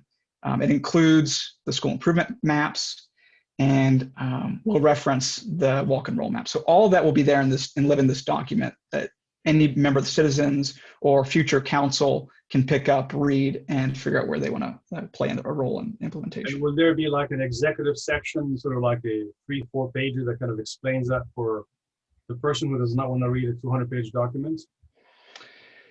There will be, we could look at that. Yeah, we can look at that. Yeah, thank you. And then the next thing, which by the way I found to be extremely insightful, and that is putting dollars to the projects, which in the, I don't know, I'm coming up on 6 years on this commission now, and that's the first time I think we've seen it happen, which is terrific. And I think it puts a bit of a sanity check on the wish list. And so if our wish list basically says, look, we've got really about a third, $45 million is the whole full tab, and really realistically we think we can get to 15 million. It begs the question about the other 30 million. Is that wasted time? We shouldn't have spent time onto it, or does it really beg the question of how do we go find an extra $30 million? I think we need to answer those questions before it goes to City Council. We can't just simply put in the laps of City Council a list that says, hey, $45 million, or by the way, ignore 30 million of those. It's really 15 million that we really care about. That is not a rational approach. Chair, if I may, it's a question that every city I've ever worked for comes up and asks the same question. Should we limit ourselves to what is the highest priority, or is this our wish list? And my suggestion to this body is that you keep the comprehensive list out there, because you just never know when a developer comes in and you can condition them to implement this on your behalf. And so it's always there. Even those low priority ones, opportunities will come about. But you do definitely need to focus in on where you want to be raising your funding and implementing in that. And that's why we went through that prioritization process. You helped us come up with the criteria, the weighting. We scored it. It's all there so that staff can have that list to work through and keep their laser focus on those high priority projects. So let's make sure that is communicated exactly what you said. I think that's important for City Council and the community in general to understand that this is not just one section that needs to be done and the rest ignore it, but opportunistically we can get all of it done. Other than that, thank you again for all the effort, and we look forward to see the whole document. Thank you. It's been a pleasure. Yeah. Okay, and I guess Marisa, since you have that in your background, you should be able to recite the whole thing to City Council with your eyes almost shut, right? I do. I have the whole thing memorized. All right, thank you. So with that, we move to item number 6, which is a safe route to school education and encouragement.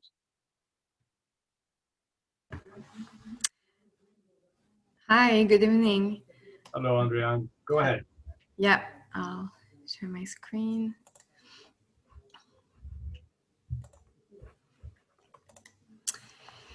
Yeah, so I'm Andriane Cadieux. I'm from Alta Planning and Design, the consultant team for the Safe Routes to School program.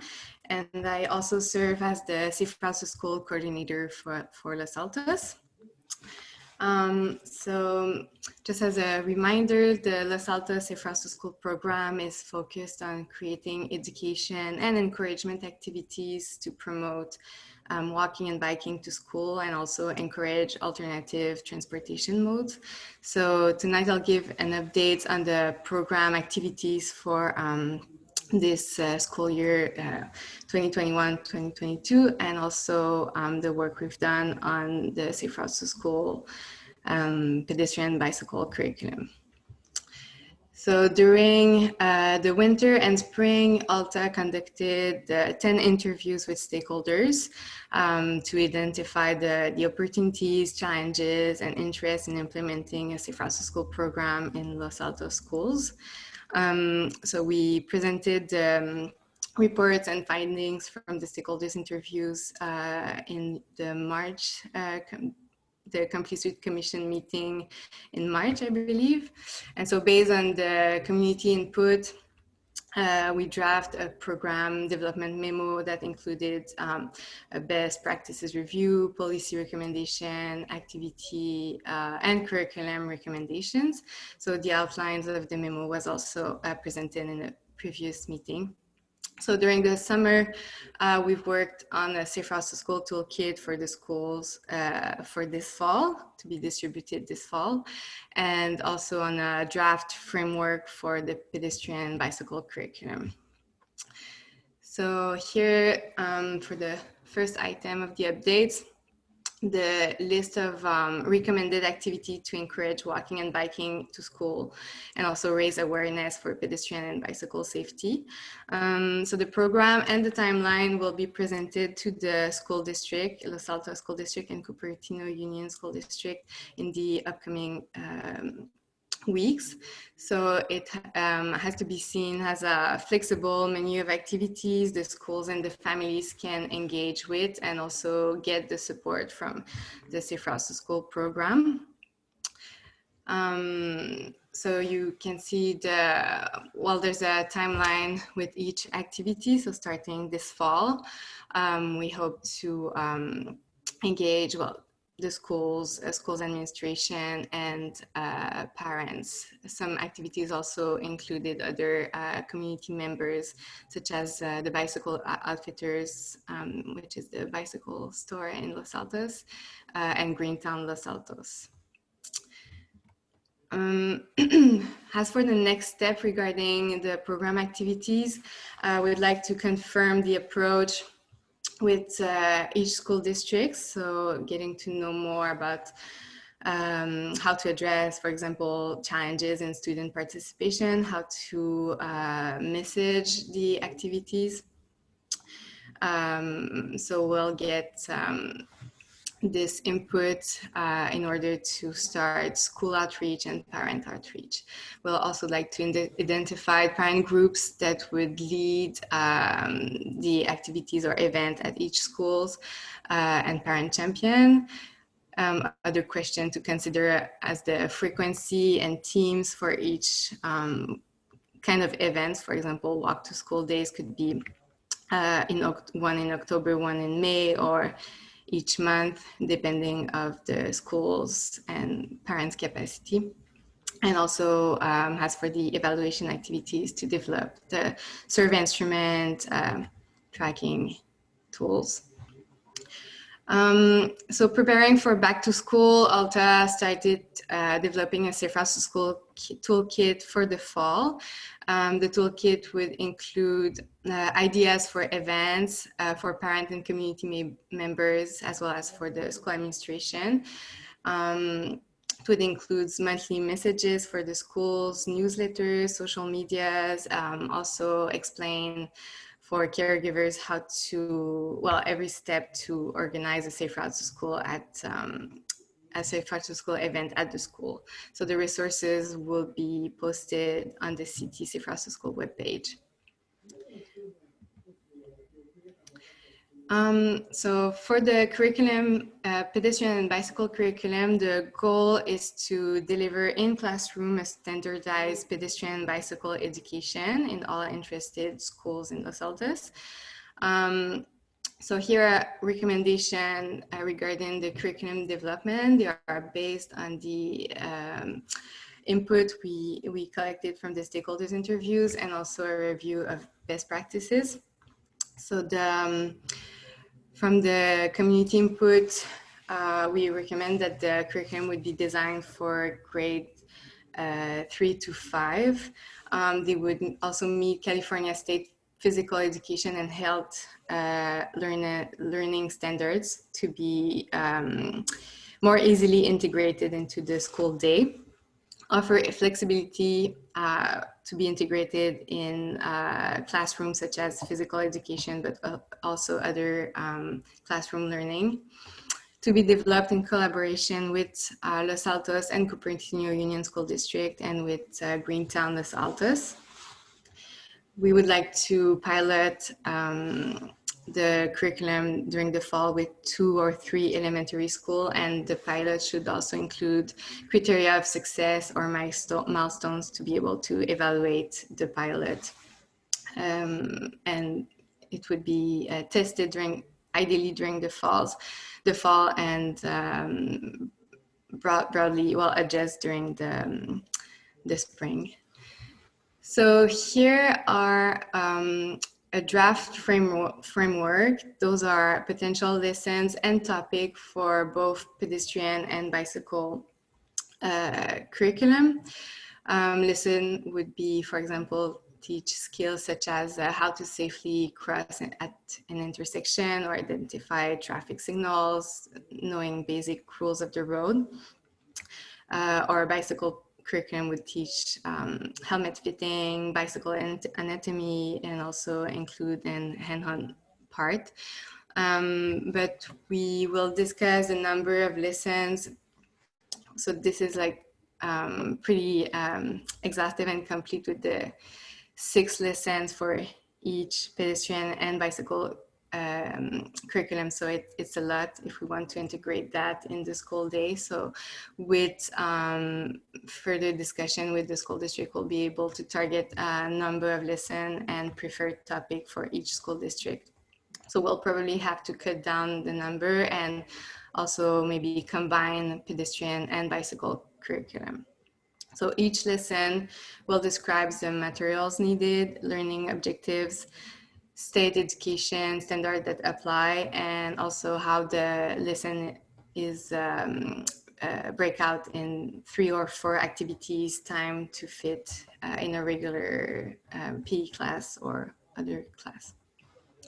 Here's an example of how the material and the material that can be created, and also the setup for a lesson that would be called intersections and visual barriers. So you see how, well, with the layout of the street and crosswalk mats and the exercise station, how the curriculum, Safe Routes to School education can be integrated in PE classes. So it has an example. So there's questions to consider. We're still in the beginning of the development of the curriculum, collecting information from school district and also other potential providers. One of the questions is, well, who should deliver the Safe Routes to School education? There's different options that will depend on the school district preference and also the reality for this the upcoming school year. So having whether it's PE teachers delivering it or the city parks and recreation department or other local vendor. All of this depending of the school availability and also interests. Here are the schedule and next step. So we have meetings with the school districts scheduled mid-August and mid-September. We'd like to confirm the approach and preferred lessons and topic, identify for Los Altos School District which schools would pilot the curriculum in the fall. At Cupertino Union School District, it will be Montclair Elementary. And we'll continue working on the curriculum lessons and plans in collaboration with the school districts and Greentown Los Altos. So hopefully we'll have a pilot during the fall and be able to refine for broader distribution in the spring and next school year. So yeah, next steps for the whole program: collect feedback on the program that I just showed and the timeline and the curriculum, and as well starting to reaching out to parents and the schools to introduce the program and what kind of activities can be planned. Thank you. Well, thank you. All right. Questions, comments from the commission? Suzanne, go ahead. A couple comments. I noticed that you're relying quite a bit on Greentown Los Altos, and I would just say they're a great organization, but they're also 100% volunteer, and their agendas change from year to year. So don't rely on them, look to them for assistance, but if your program success depends on Greentown Los Altos, you're putting yourself at risk there. Additionally, if you're looking to Greentown Los Altos to deliver the education program, you also are putting yourself in an exposed position because they are of varying understanding of bicycle skills, delivery, and teaching quality. So just be cautious about your reliance on Greentown. And I would also say that be very prescriptive and particular about your instructors for the curriculum and the classroom work. I have seen bike safety delivered by people who don't ride a bike, and it's not a great outcome. So please be have very high standards as you select those instructors, and don't compromise. Thank you. Other comments, questions? So do we get to test the instructors by having them go on Foothill Expressway? Yes, they have to do a high-speed merge in 100 feet or less. Yeah. And do it at night. On a more serious question, Andrea, how do we measure success here? If I were to sort of go tell City Council we have one or two measures of success, what would they be? Yeah, that's a good question. It's I guess it would we would like to set standards for well, for each lesson have clear learning objective, and be able for each lessons to see and test how it's integrated, and how the student have integrated those notions. So I guess there's success on how the curriculum and the learning objective are learned at school, but also how easily it can be implemented and how sustainable it can be. So talking about like who, what kind of instructor we would have, and on who we rely to deliver the curriculum, I guess is one thought, like to be able to have a sustainable and standardized pedestrian education.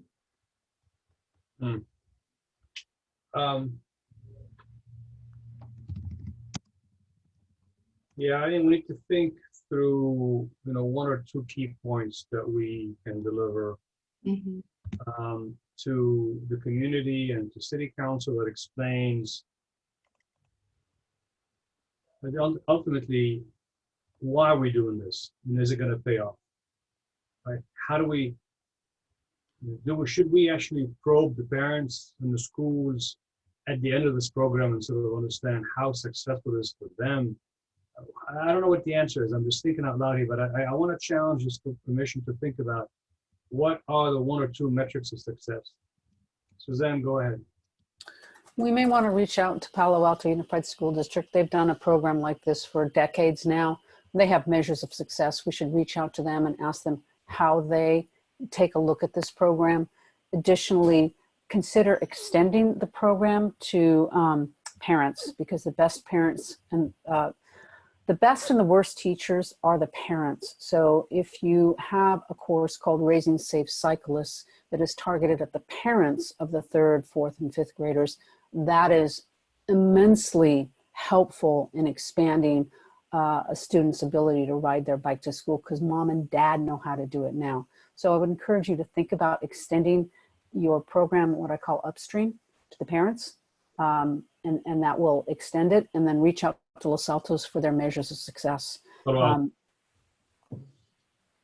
said Palo Alto, right? That's what you Palo Alto, yeah, Palo Alto, sorry.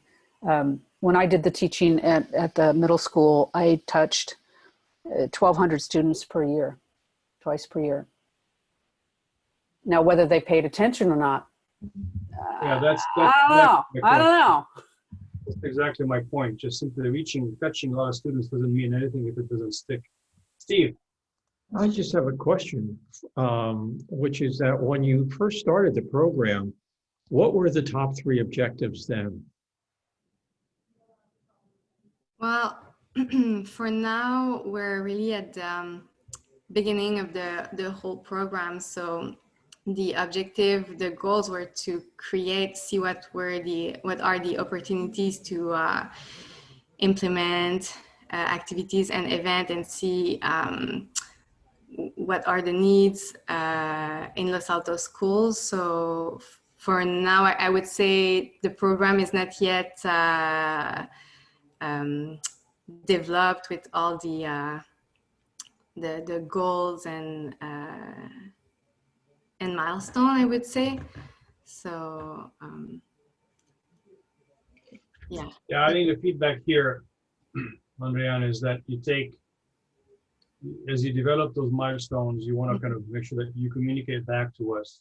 Mm-hmm. Yeah. Why are we doing this thing, and how do we measure success? Right? Mm-hmm. And I think learning certainly from adjacent communities would be very useful too. Mm-hmm.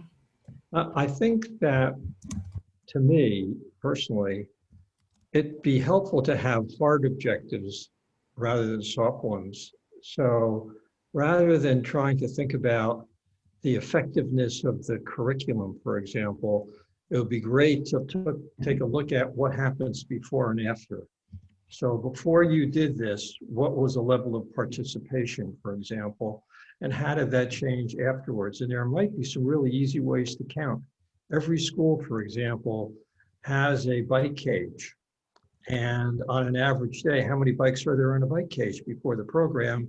And after you implement it, how many bikes are in the bike cage on an average day? So you can take a look at what the actual uptake is on the part of the students in terms of biking to school before versus after. And that, I'm just picking something off the top of my head. I don't know if that is a good one or a bad one, but I think hard data is what the council will listen to. Mm-hmm. Thank you. Okay. Any final comments here before we move to the next topic?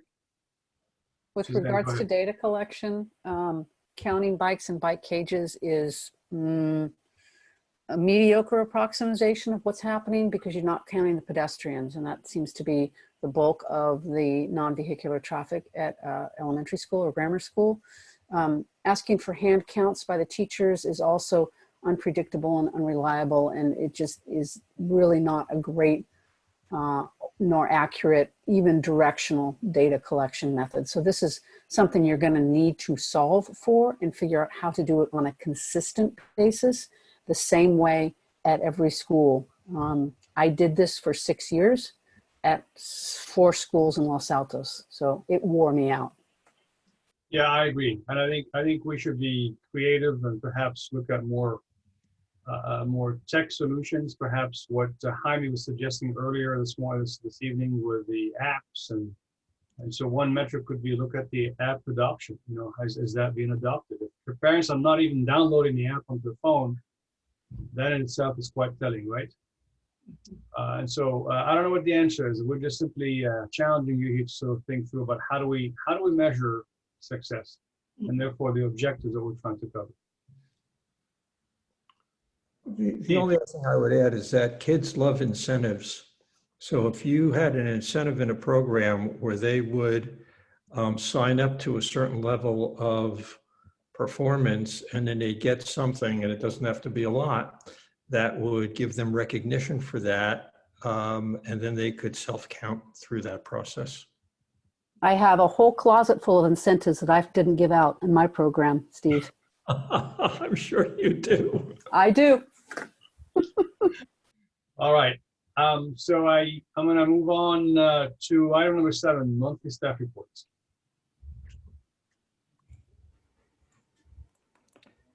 Hi, Chair.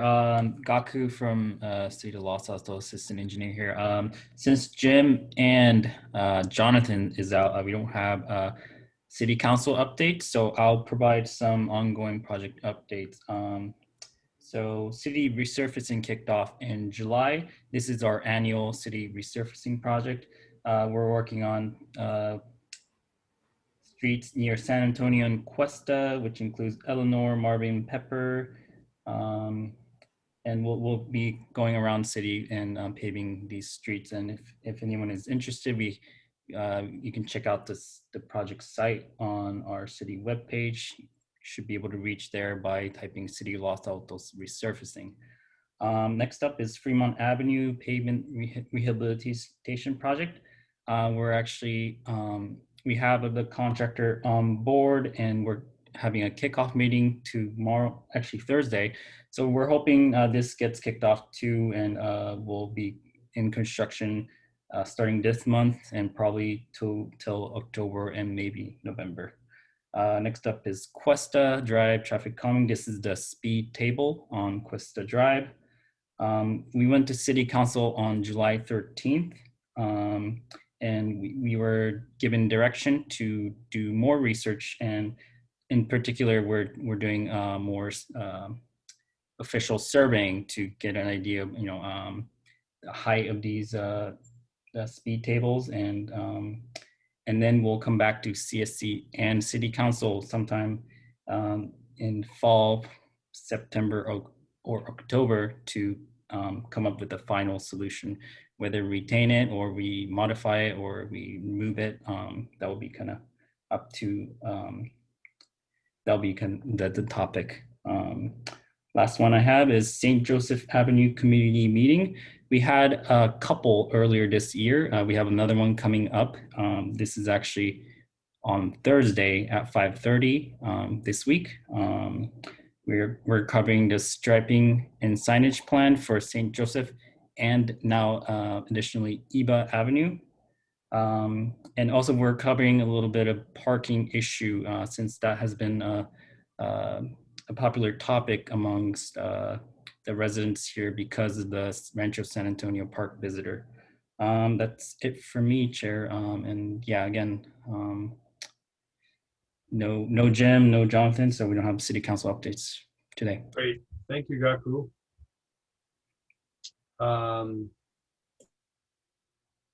Okay, I think with that, let's move to the commissioner's reports and comments.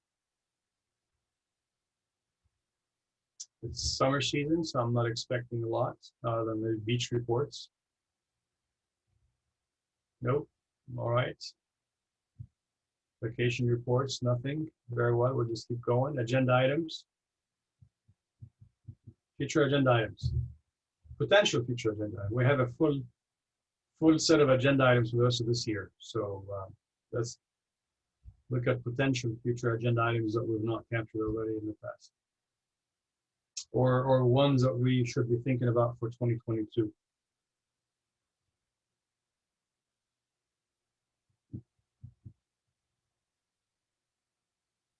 All right, must be 9 o'clock. That's why we're turning into pumpkins. All right, I'm going to assume that we don't have ideas right now. We'll keep going. I guess that's it. That's the last item. Okay, so thank you all for this productive and lengthy meeting tonight, and we will see you in about 2.5 weeks. Good night. We are adjourned at 9:05 p.m. Thank you.